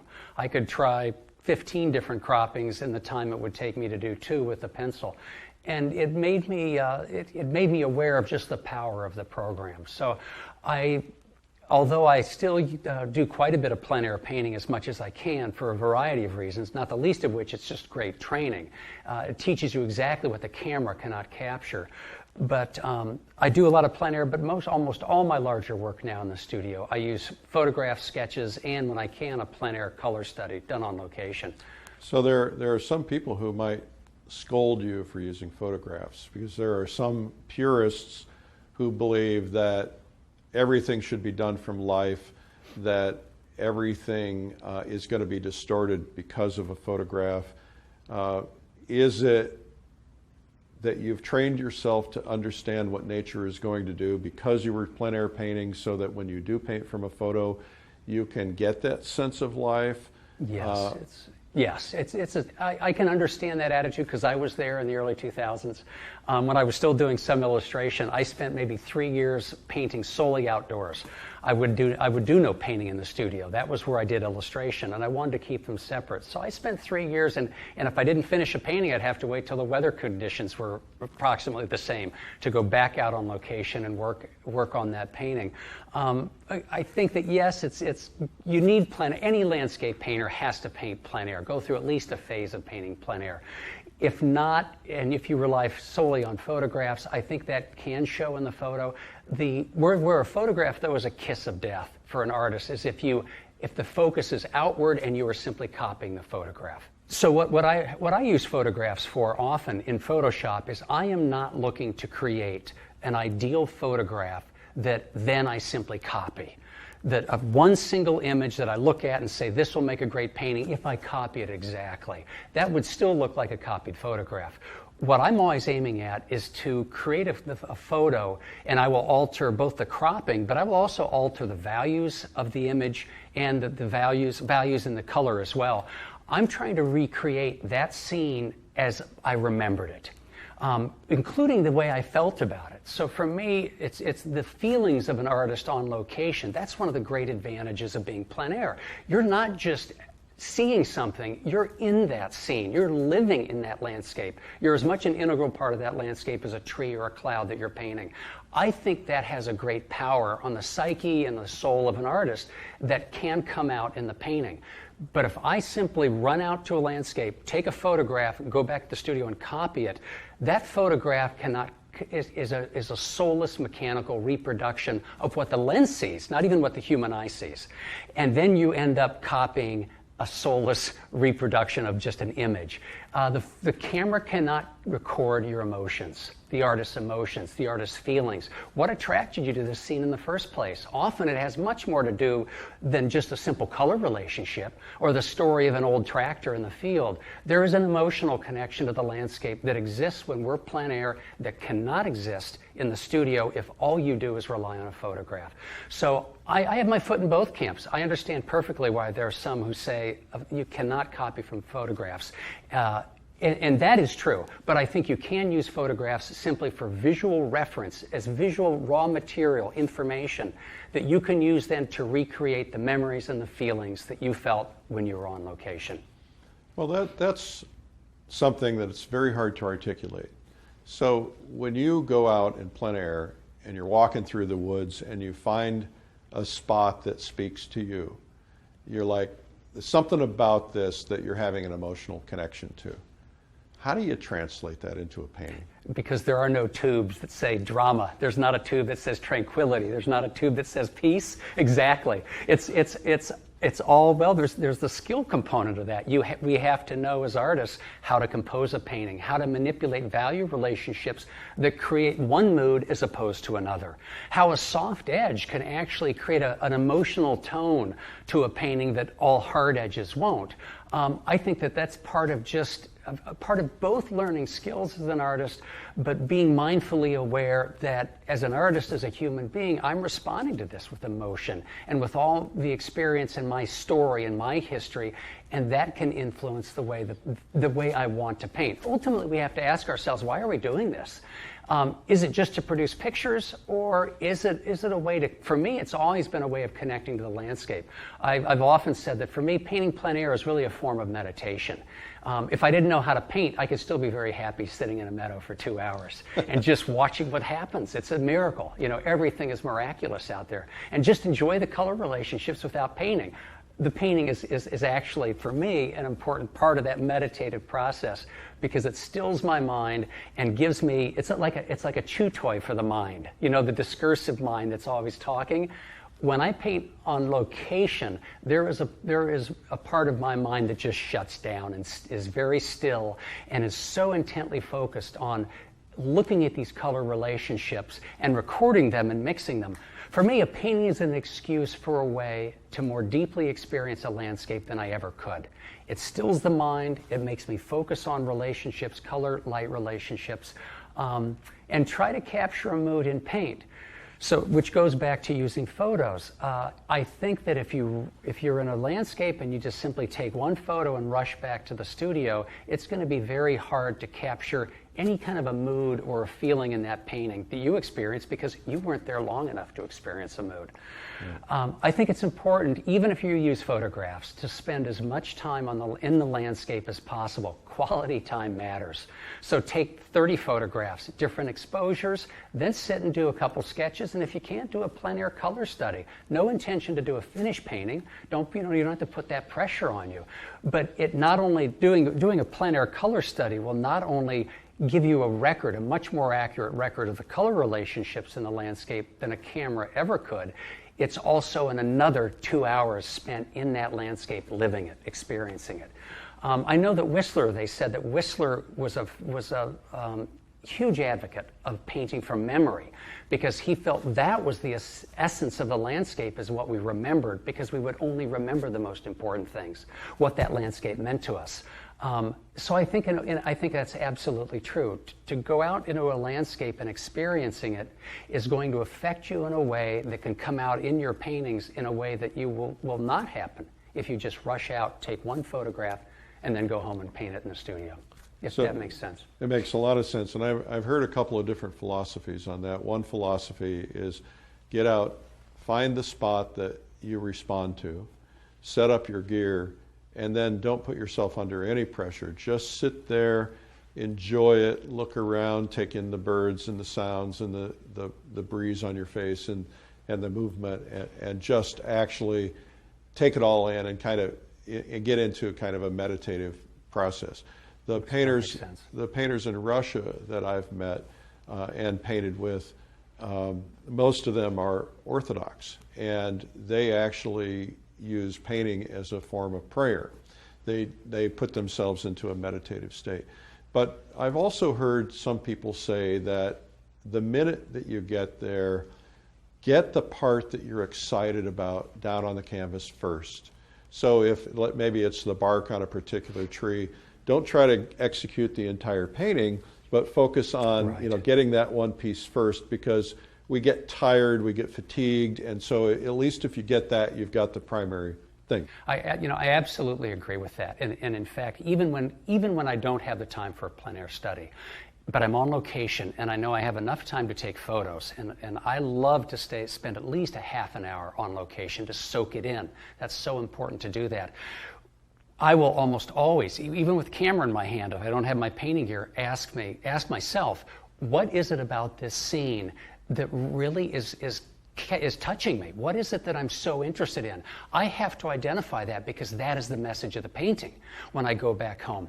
And I can't lose sight of that, whether or not it's the actual focal point, and often it is, but it's also just the message of the painting. For instance, I'm not a subject painter. That is, when I go out, I know a lot of painters love to paint an old barn or a tractor, or even in a city they might paint cafes or rundown factories.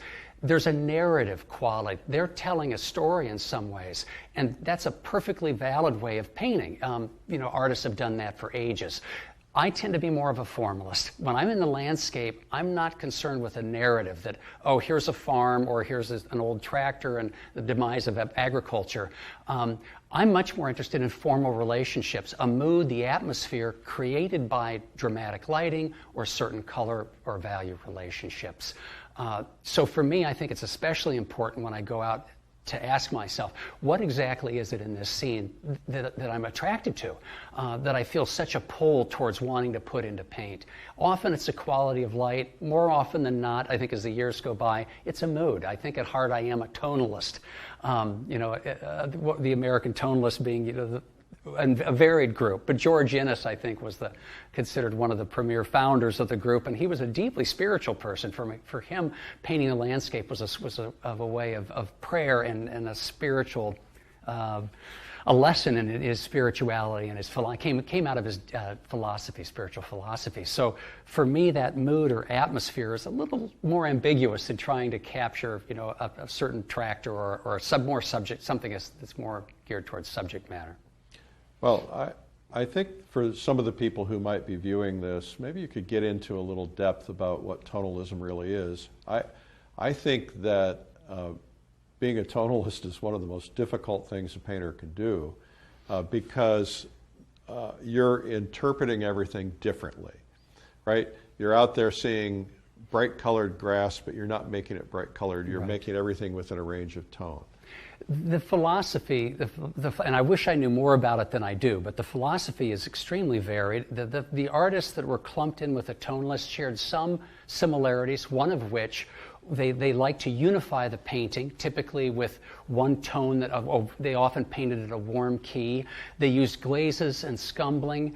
They weren't interested, as the Impressionists were interested in the actual optics of the eye and the physics of the eye. They were much more interested in how a landscape felt, an emotional connection, whether it was spiritual or not. It had often much to do with an emotional connection to the landscape, and they love to capture the ephemeral moments of a landscape, which is why you rarely ever see a tonalist painting done at full noon under a blazing sun. They were much more likely to be a dusk or dawn scene with very few elements, hiding a lot of form.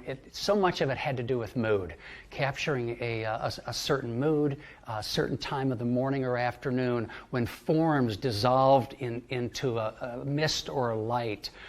Very different work from the Impressionists.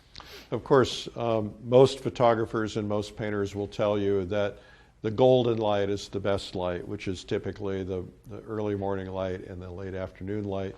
But there are moments of golden light that last only a few seconds. That's right. That are sometimes the best golden light, oftentimes at a sunset. So how does one capture those moments of golden light? Is it about memory training? Because you literally have sometimes 20 seconds, a minute, yeah. It can pass so quickly. I know that the memory training was a huge component of a lot of the French schools in the late 1800s. A lot of the tonalists studied both either in Munich or in Paris, where that kind of training was important and promulgated by the instructors. So I think that was an important part of it too. I think a lot of it was just living in the landscape. A lot of the tonalists painted plein air, but a lot of them created their larger paintings in the studio from memory, deliberately. They wanted the memory to influence how they saw things. So in a 5 minutes, you have 5 minutes of a sunset. I think it's fun to try and slapdash that down in a plein air painting. Often you're really limited to just color mixtures, which I think is perfectly appropriate. Why not? Because the camera can't capture. A quick sketch, I do think that's where a camera sometimes can come in very handy, capturing those ephemeral moments, even though you have to understand that it's not going to capture the color, and it often exaggerates the value contrast. But at least it captures detail and form that then you can take a couple quick shots and then sit down with your sketchbook and make color notes. Anything you can do to put that in your head so you can go back into the studio and paint it. I know with George Inness, especially later in his life, all his paintings were creations. He just pulled them out of his head. He had spent so much time painting plein air and studying nature that he was able to do that toward the end of his life.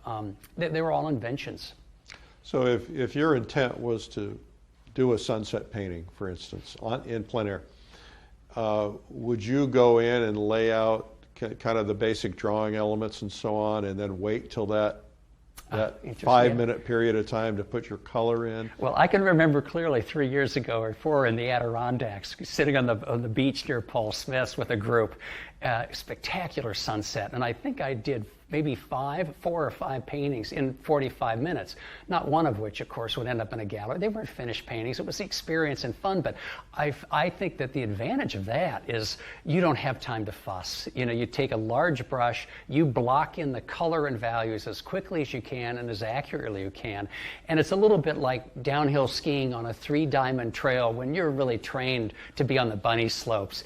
It is an exhilarating and terrifying time to paint, but it's a lot of fun, and sometimes that's the only way you can capture it. I do think doing that, it's going to burn it into your memory, and coupled with those sketches and coupled with maybe a couple good photographs can lead to a successful painting in the studio. Yeah, well, the problem, of course, with photographs is that when you're photographing a sunset, you can never get it right, because photographs, typically cameras average out the entire scene, which means the sky is different from the foreground. That's right. And so you can manipulate a photograph, but it's never as accurate or brilliant as what you see. Never. As a matter of fact, the Hudson River School painters were criticized for their bright Adirondack sunsets because nobody believed that that could actually be true. They thought they had exaggerated them, and if anything, they were probably under-exaggerated. That's right. They were accurate. They were accurate. Yeah, It's interesting. just so colorful. Yeah. So let's go back just a step. Tell me about early days, interest in art. What got you excited about becoming an artist, becoming an illustrator? I think like so many artists, I always drew. You know, I was the kid whose margins of my books in grade school, frankly, I wish I'd kept some of them. I would draw scenes from Voyage to the Bottom of the Sea, if you remember that old, one of my favorite programs. So there were little submarines, and I went through all those phases. Into high school, I got more serious. I was actually taking art classes at our local, they called it the Lafayette Museum of Art in Lafayette, Indiana.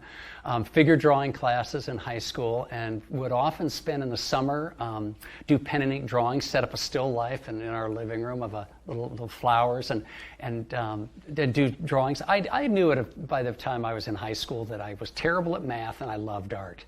And it seemed a natural then to study art. My parents were very supportive. I was so fortunate for that. Although my father did both of them made the stipulation that I go to a university and get a rounded, more liberal arts education than just art. I could major in art, but they wanted me to be a little more rounded.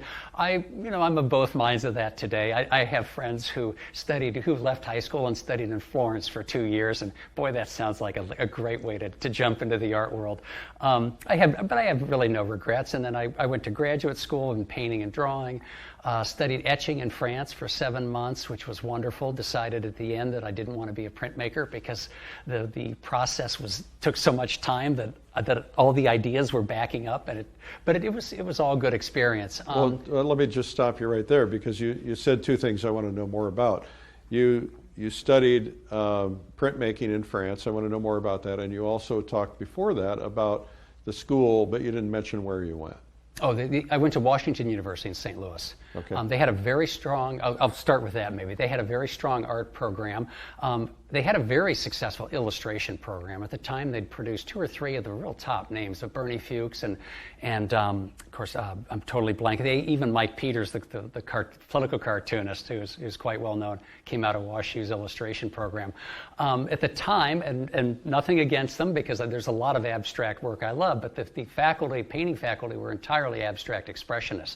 I wanted to learn how to paint light and form, and that wasn't their thing. So I ended up studying illustration, because the illustration instructors, that's what it was all about. They would teach you how to do a portrait and how to do a still life and how to do a landscape. So I was a illustration major. And then following college, went to France. I love the etching. I love the graphic quality of the black and white work. But I was taught in a school that was very traditional, where we bought the copper plates and we spent a day polishing the plate. And then you would mix the wax, the varnishes. And I found that I was, meanwhile, walking the streets of Avignon with a sketchbook, coming upon scene after scene that I wanted to translate into an etching. But the process, it took me a week to do one etching. And by that time, I had 10 sketches I wanted to do. And by the second week, I had 30 sketches. I realized I was never going to catch up with this. So it was just a lesson that at that point, I realized the process was so time-consuming. It was just not for me. So was there an etching school that you attended? It was a professional, a woman who ran her own atelier, and she would do work, take outside assignments to do work, and produce her own work, and she just took on students. It was very small, but a wonderful experience. But then I came back and went back to grad school for drawing and painting. I always had known that at that time I was still painting, but starting as a freelance illustrator, and I knew that I wanted my foot in both. And as my illustration career took off and it became fairly successful, I was actually able to help send our boys to college with it. I realized that illustration paid the bills, but painting fed the soul. And I needed both. At that time in my life, I needed both. I felt too that the illustration, I had friends who were painters who were unable to support themselves, so they waited tables. I decided that I would rather spend that time drawing as an illustrator. That would increase my drawing skills. So looking back, I have no regrets of the portion of my life I've spent as an illustrator. for that very reason. It really fine-tuned my drawing skills, which I think now have come to help with my painting. Well, the illustration business completely changed right about the time you were kind of winding down that part of your career and moving more into painting. I was so fortunate. Tell me about the timing was that. Perfect.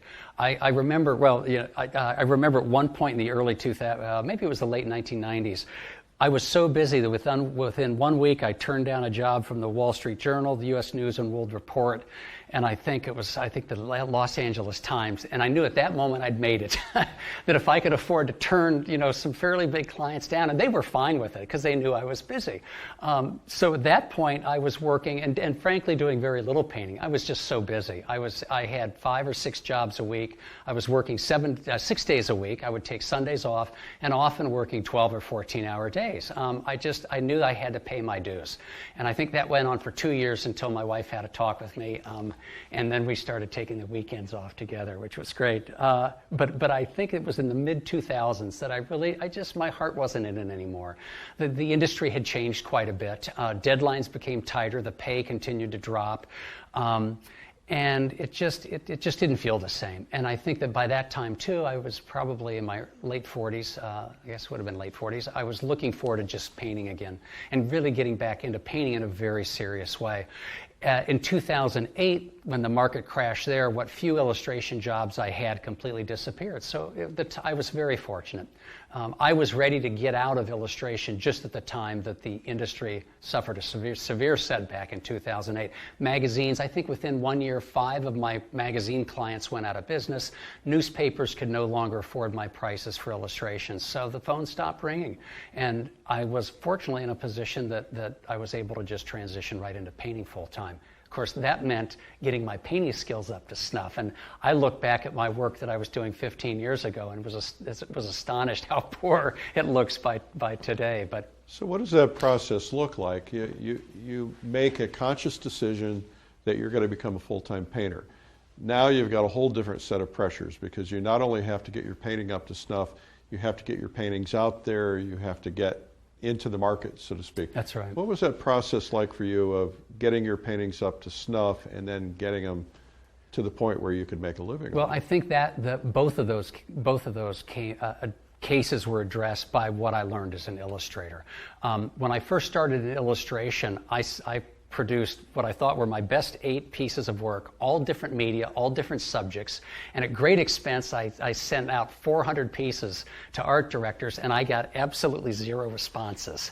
So I thought, I'm not doing this right. So I went to Barnes & Noble and I bought a book that just happened to be out, Marketing and Business Skills for Illustrators, and absolutely devoured it. And 4 months later, I had identified my style that I wanted. I had identified the market I wanted to advertise to, and within 6 months, I was busy.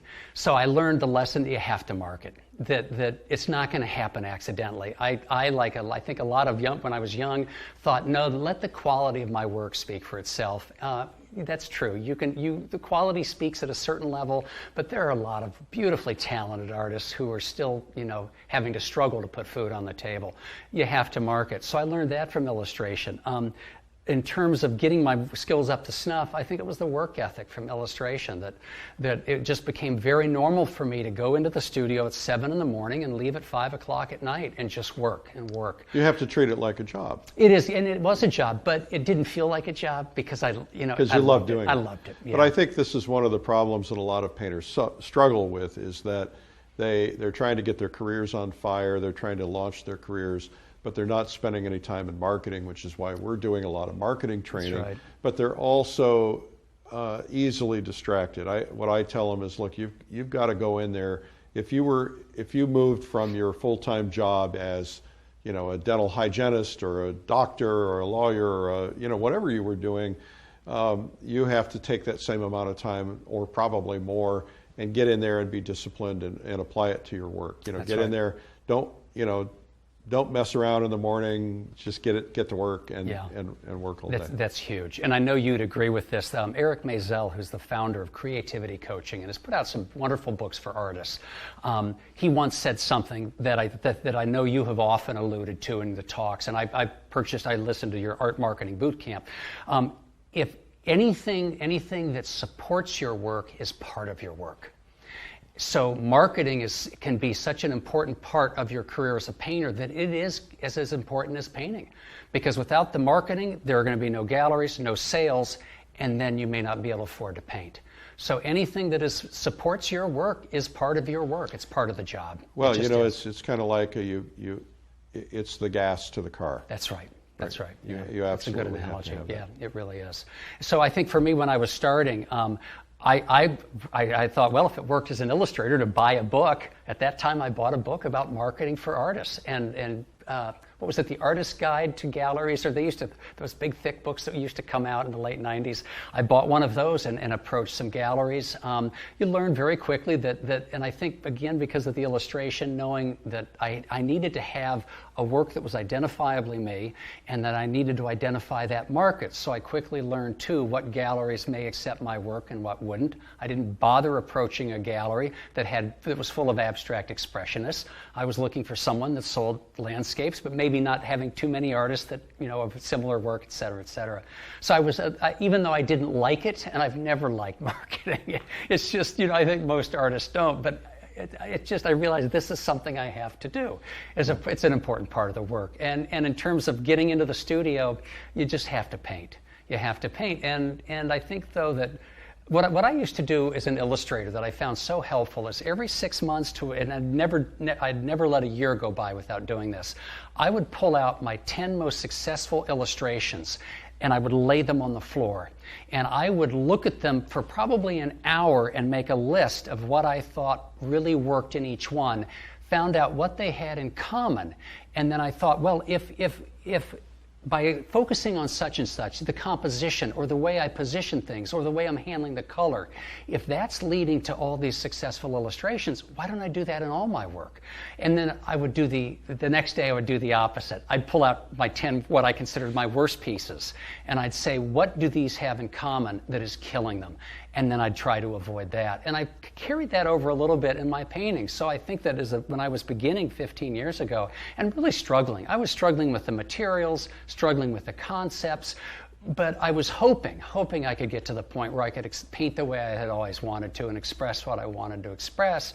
I went through the same process. I think also being an illustrator taught me to separate my ego from the work. I can't tell you the number of times I would do an illustration and I'd send it off to the client, skipping with joy, knowing I was going to get a call in 20 minutes from the art director saying, wow, you nailed it. This is a home run. We love it. And instead they would say, we don't like it. The client doesn't like it. You need to change this, this, and this. And, I could hear the air of the balloon of my ego going, shh, And then there were times when I would do a piece, tight deadline. I had to make the deadline, and I was ashamed of it. I thought, oh my gosh, I'm never going to hear from this client again. And they would call and they say, oh, we love it. The client loves it. We want you to do 15 more just like this. So I learned quickly that I can't really judge my own work. And if you let your ego get attached to work, you'll never learn from your mistakes, your failures. I think that's a really critical point for everybody. It's an aha moment, really, because we're all too close to it. Absolutely. I visited a gallery that I'm in, and they had an old painting that I had painted 10 years earlier, and it was hanging up there. It hadn't sold. And there was this woman who was a collector who kind of spends a lot of time at that gallery. And I was cringing when I walked up the stairs and I saw this painting. I was cringing. It's like, oh, I hate that painting. And I was about ready to say something about it because I was almost apologetic, right? And I was about ready to say something. And this woman says to me, this is my favorite painting of yours that I've ever done. And I'm just saving my money so that I can own this piece. Yeah, and I was about to go, what a horrible painting. Yeah. And so I think that the problem is that we can't see our own work. So how do you know when you're good? How do you know when a painting is good? So you're trying to elevate your work, and you can't see it yourself. You can't always see what works, especially in the beginning when you don't have sales, when you haven't had a gallery. Is there a tool, a way to find out? Is it going to other people to get insights? How did you do it? Let me first go back to because you said you don't know if you're good or the painting is good. And let me just quickly separate these two. I don't think it's helpful to worry about whether other artists think I'm good or the world, frankly, because I can't judge. I don't know. I also think then that ultimately, it's not that that's unimportant, but ultimately that leads too often, if I'm thinking that, oh my gosh, I'm not good measured against all other artists, that puts a lot of pressure on yourself. It's going to trigger the negative, that judge in our mind that just loves to trash us. You should have gone to business school. You never should have tried to be an art major. That's not helpful. But to know whether this or not, this specific painting is good or not can be very helpful information. I think as I look back, I wouldn't call it a mistake. I would probably change it if I could go back, but I, for some reason, just always felt like I needed to figure this out myself. So between grad school and say where I am, certainly where I am now, I've taken very few I've taken workshops, but very few. I don't know, felt like it wasn't that I didn't need to go to other artists as much as it just never occurred to me that I could ask for help. I have felt that I have to figure this out. So for me, I often would compare my work to the masters, Monet's, the Inneses, the Sargents, and say, well, I can see clearly that I don't have the brushwork of Sargent, I don't understand the color like Monet, and I don't understand composition or value like Innes. So I would just study them, and then go out and just keep painting. And always comparing a successful painting of mine to an unsuccessful, and trying to learn, again, what did I do here that worked, and again, comparing it with other artists.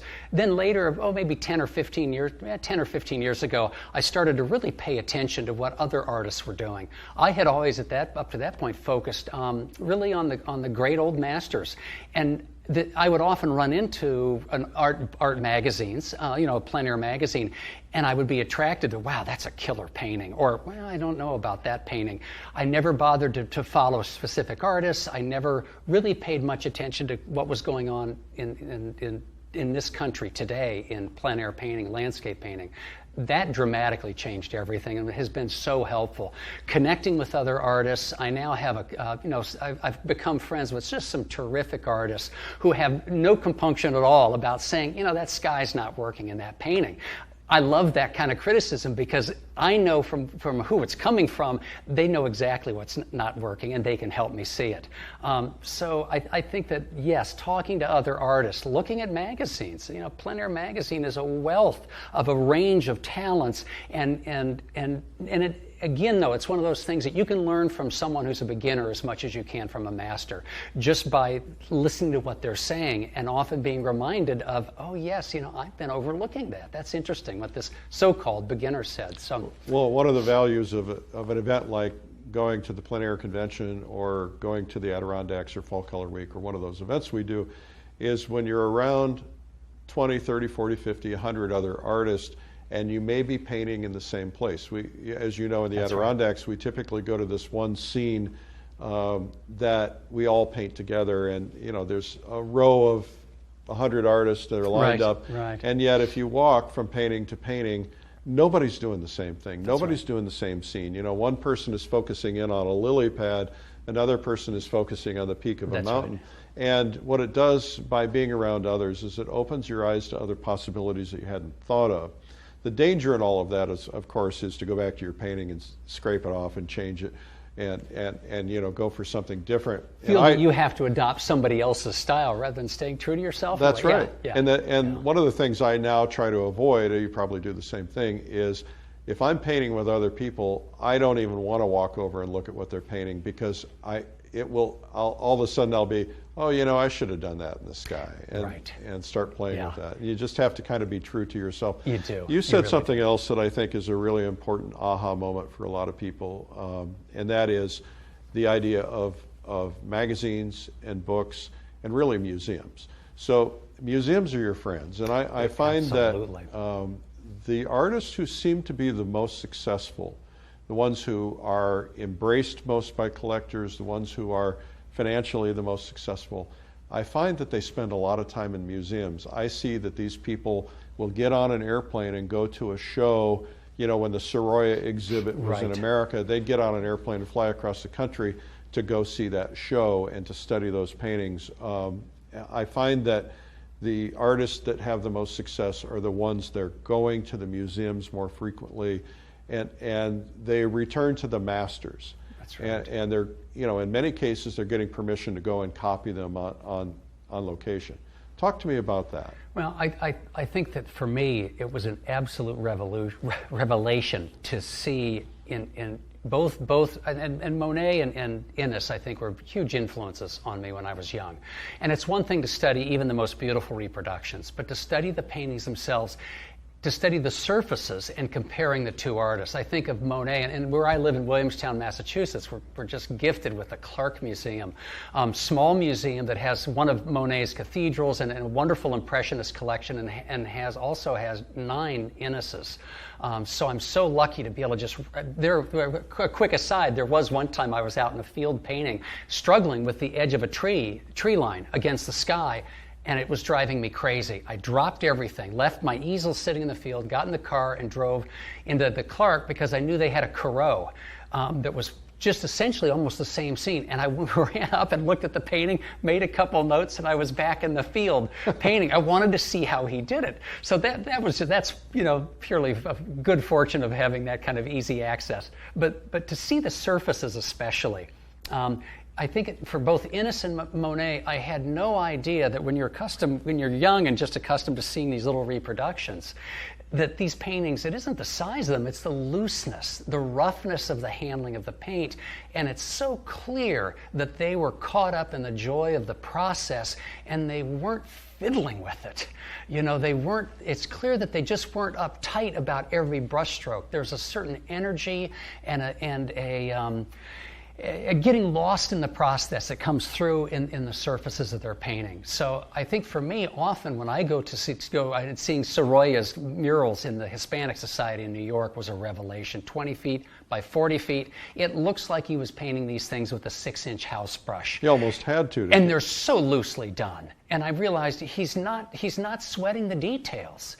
He's lost in the moment the joy of painting, certainly, but there was absolute method to his madness. There's an energy in the painting and a confidence that I think you just would never get from looking at a reproduction. Well, you can usually get the answers from the paintings. Mm-hmm. But you can. If you could sit down with one of those artists from the past, maybe George Innes, what question would you ask him? That's a great. Maybe I'd first ask him how he reacts when he totally screws up a painting that he thought was going to be a success, a 30 by 40, And I know his attitude was, this isn't working. I'll just try something else.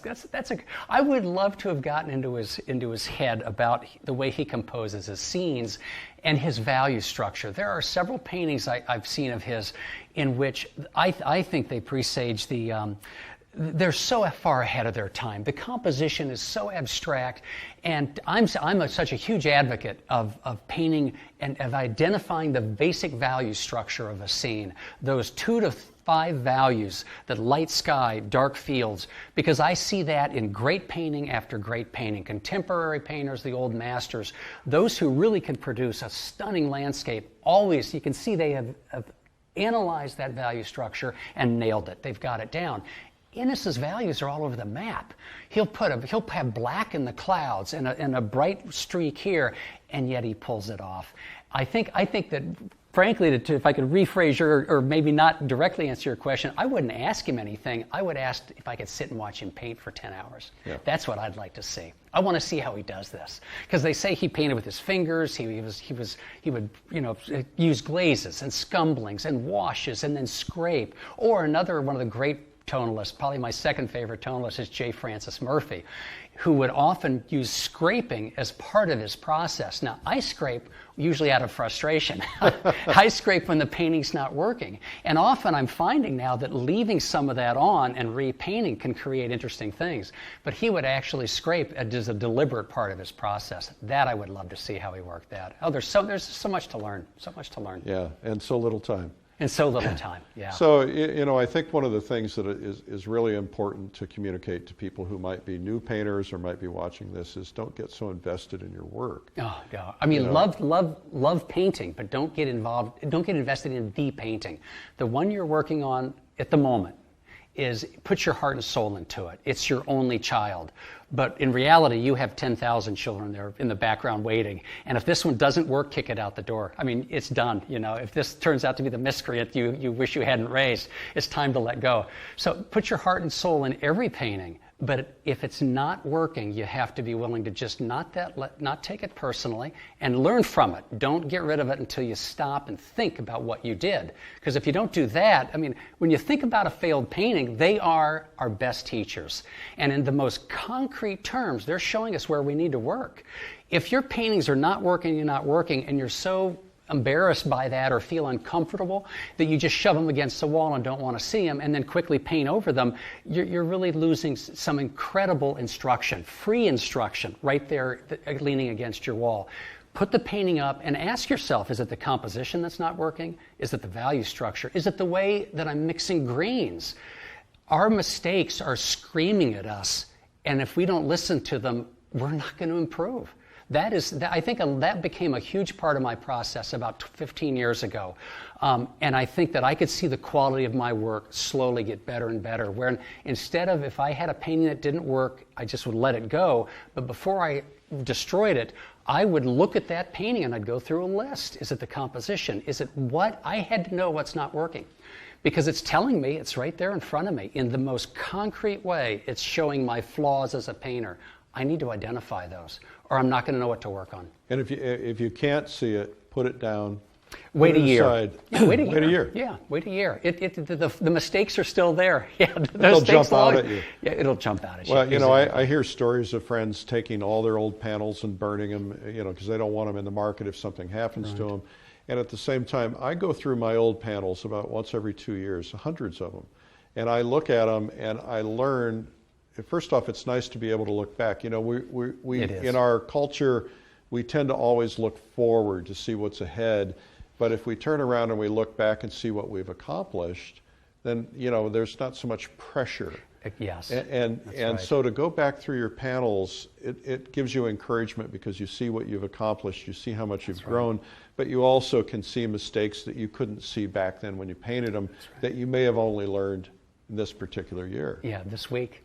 Yeah, that's right. No, it's absolutely, yeah, that's right. I've had moments where I've been totally frustrated by a painting and I've taken a bunch of just black paint and just out of anger, you know, gone over it, and then realizing, gee, this was stupid, and then I wipe it down, and I ended up with one painting ended up with this wonderful highlight inside the texture of the brush strokes, and it just made the whole thing come alive, and that unified color, in spite of the fact that it's you know, it tied it all together. And I knew a painter who once used to do that. He would, after he did everything, he glazed with a color that unified everything. Do you ever do anything like that? I do that all the time. In fact, I even now jokingly refer to it as creative destruction. So if I have a painting that's not working, you know, 5 years ago, I would, after breaking 3 brushes, you know, and cursing my poor luck of having no talent, then I would just scrape it. You know, I'd scrape the whole thing and set it against the wall. Now, instead, if I really decide that I've learned what I need to from this painting, you know, I messed up the composition. Okay, I might as well stop right now. But instead, what I'll often do is take a roll of paper towels and simply wipe maybe the sky and then white paint off some of the, trying to keep the major value shapes together. Yeah. And then if that doesn't bring the painting together, and often it can, what I'm finding it often does is it brings, if I have too many value variations in these shapes, it'll bring those values together. It eliminates all the details, so I'm no longer distracted by that. It will, by wiping certain areas, tie the colors together. I'm essentially blending the colors. And if that doesn't quite bring it back, then I'll start to wipe more. And I'm finding that usually with about each layer of wiping reveals a different painting. And sometimes, and it happens, I don't know, maybe 1 out of 4 or 5 times, I'll be able to take that back to a stage that I say, there's a good painting in there. And I'll go back and rework the painting and sure enough end up with a successful painting. So it's so important not to despair, not to give in to despair. and simply say, okay, what did I do wrong? Identify that, but then, scrape the painting, put a single color over it, wipe it. You have nothing to lose but a mediocre painting, which is nothing to lose. So as a painter, what do you think is the most important lesson you ever learned, and who did you learn it from? Wow. Strangely enough, I would say the most important lesson that maybe was a turning point in my realizing that this is something I can learn and I can do this was about 20 years ago from Cézanne, who I read, and it may be apocryphal, or I may have been mistaken, but I seem to have read someplace where he would take 1 or 2 brush strokes and clean his brush, step back and look, 1 or 2 brush strokes. And like John Singer Sargent, whose paintings look as if they were painted in a virtuosic frenzy, and they said that wasn't how they were painted at all. He actually was very deliberate with a brush stroke. He'd go back and look at it and then scrape it and then do it again. From Cézanne, from Sargent, I learned to slow down.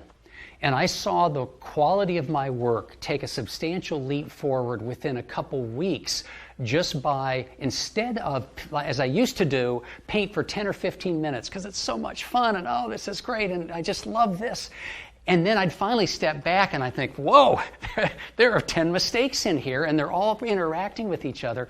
I simply decided to slow down. So now I will take no more than, I don't know, maybe 3 or 4 brush strokes, paint for 15, 20 seconds, step back. 15, 20 seconds, step back. I found actually my productivity go up because I was making so fewer mistakes that were fatal to the painting. I caught mistakes early, and then I could see one mistake that would jump out rather than so many mistakes in the canvas that I couldn't tell what was good and what wasn't good. Well, and they say Sargent wore out the carpet because he stepped back so much. Exactly.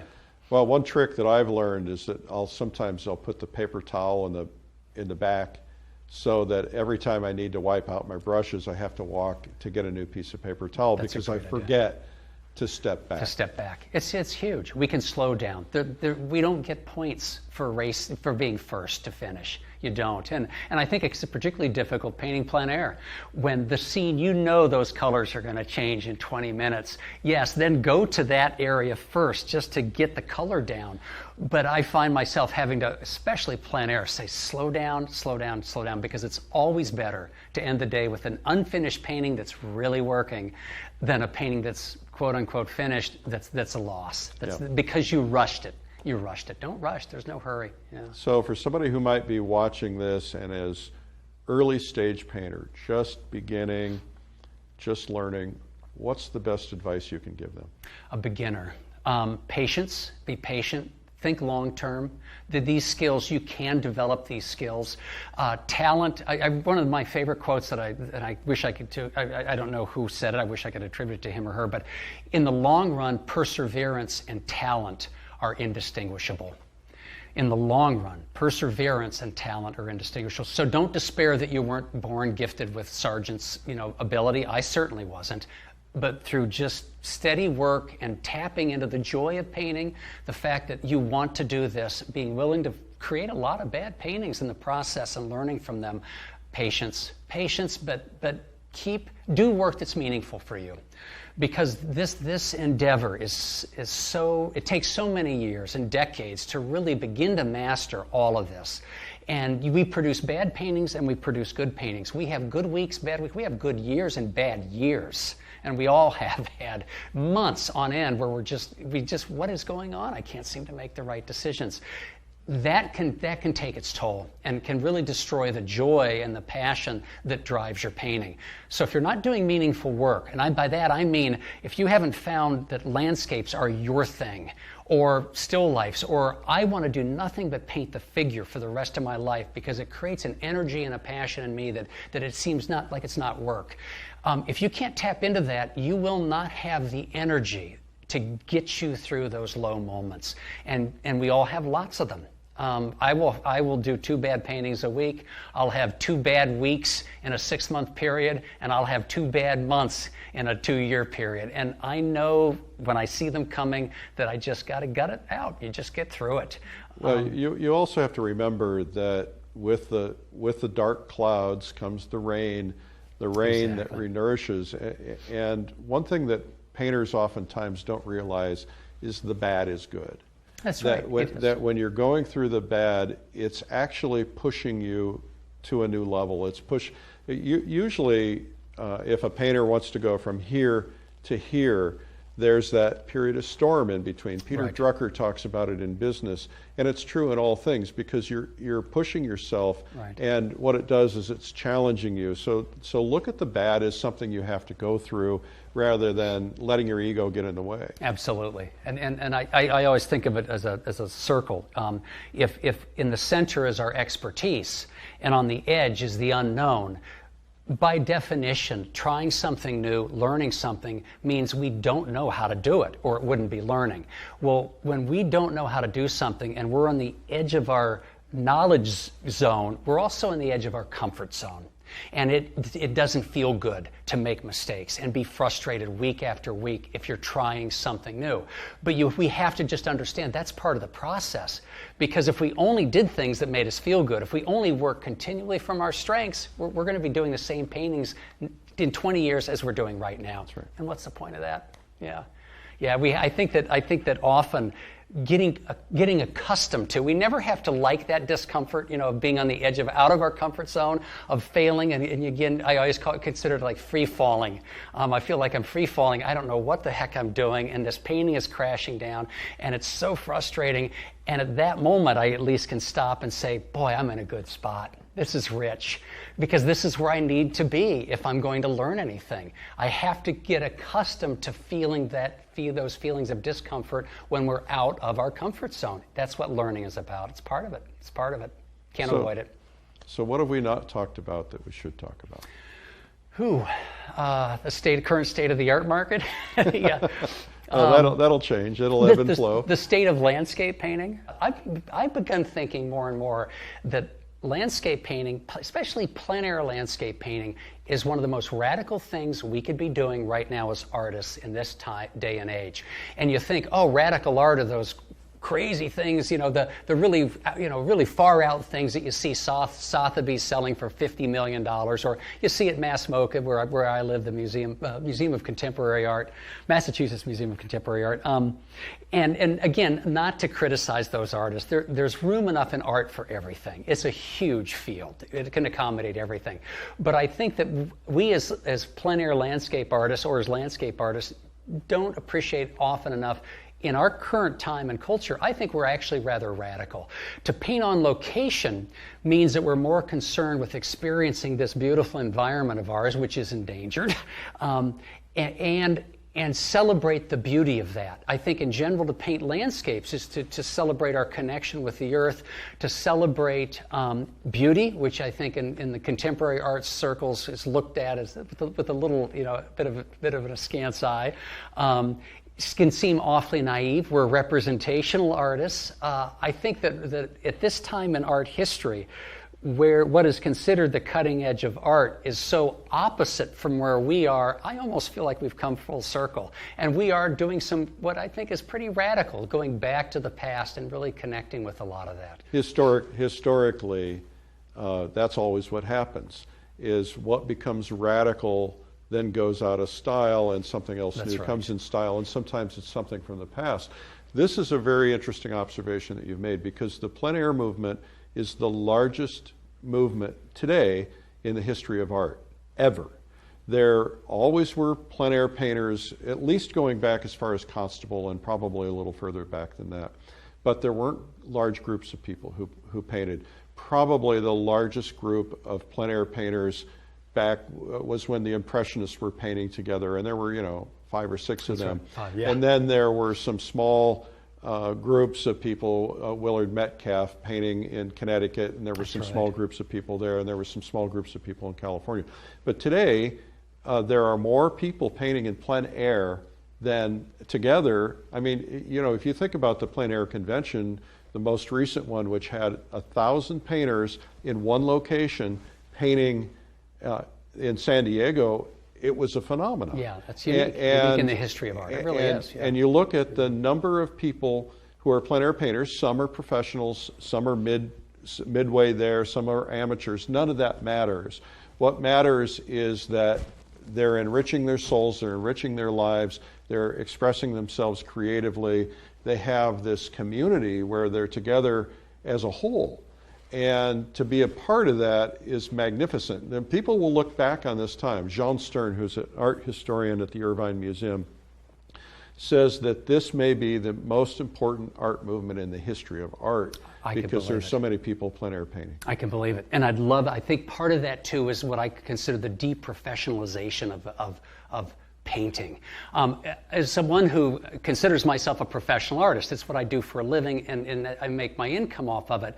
I'm aware, though, that too often professionals in the field, whether they want to or not, because of their very expertise, can serve as a deterrent for beginners to even pick it up and try it. We live in a culture that's so focused on success that only if you succeed does it matter what you did. And always the focus is on the outcome, forgetting that the process of just painting, someone who is a joyful painter as a beginner, what I experience painting and what they experience is absolutely identical. That joy knows no hierarchy. That passion knows no hierarchy.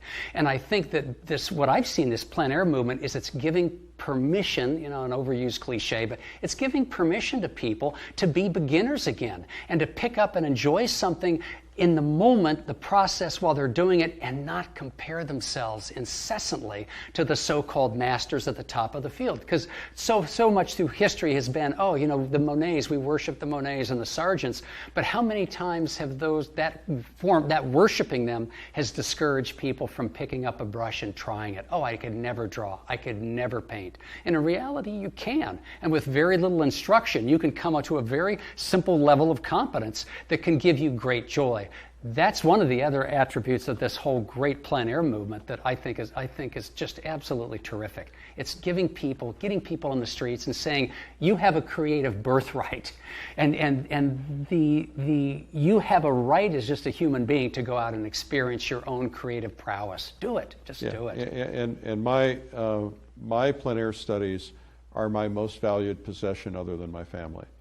And I won't sell my plein air studies because I can look at that painting and relive the moment when a deer went leaping through the woods, or when there was something going on, freezing cold out painting the windmills in Holland.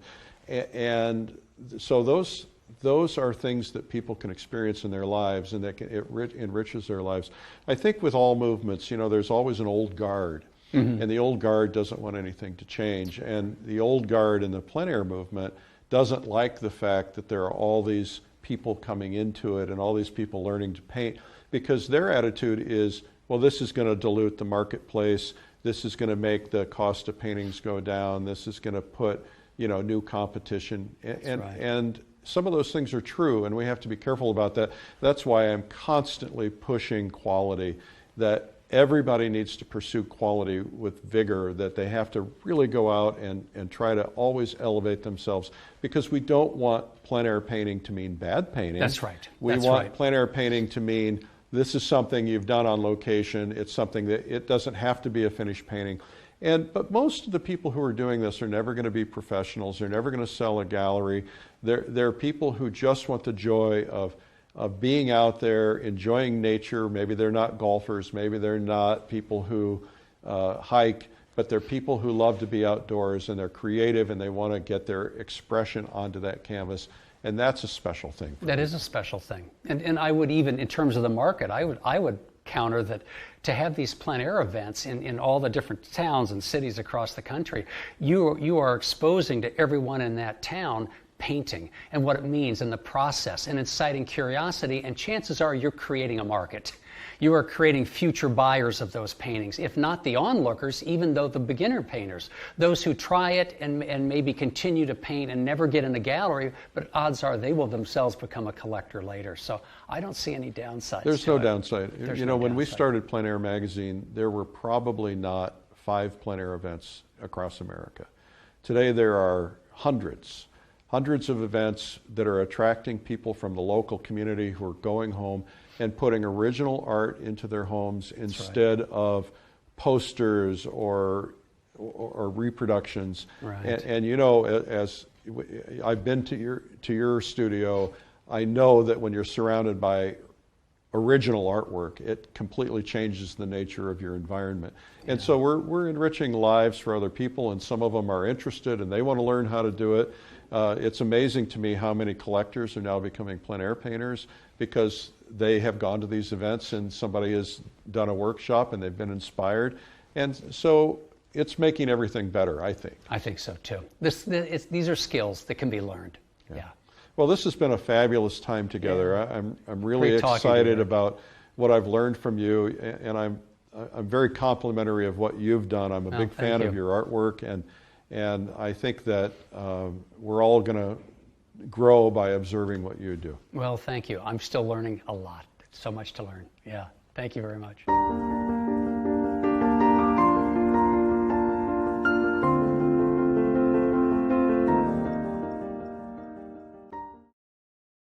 That was from Poetic Landscapes with John MacDonald. Hope you enjoyed it. You can learn more about it at lilyartvideo.com. I'm Eric Rhodes. Thanks for watching.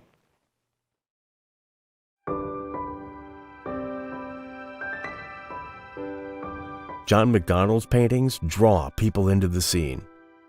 His paintings make the viewer feel the scene, the warmth of the sun on their skin or the cold snow crunching beneath their feet.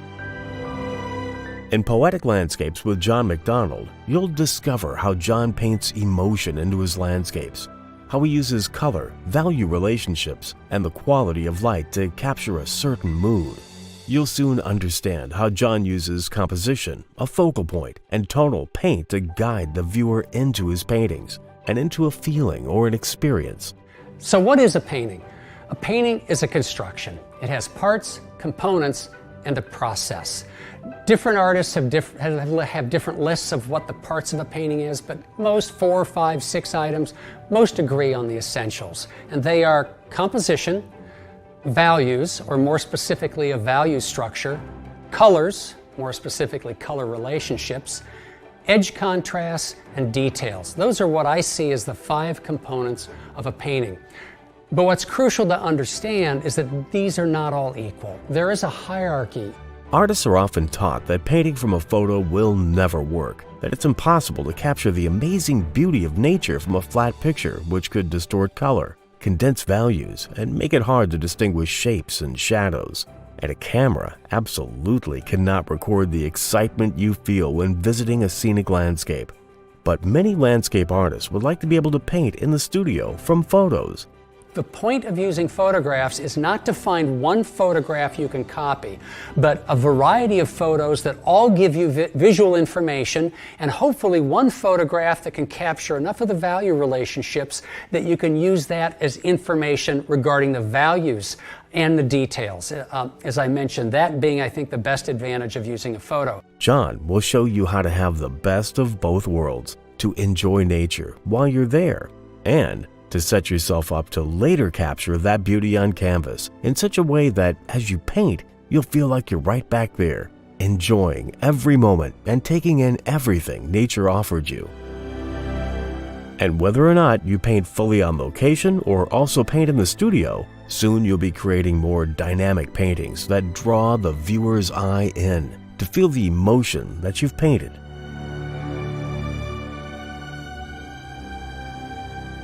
Poetic Landscapes is available on DVD or digitally for your computer, tablet, or smartphone. Order yours today and start adding captivating emotions to your paintings.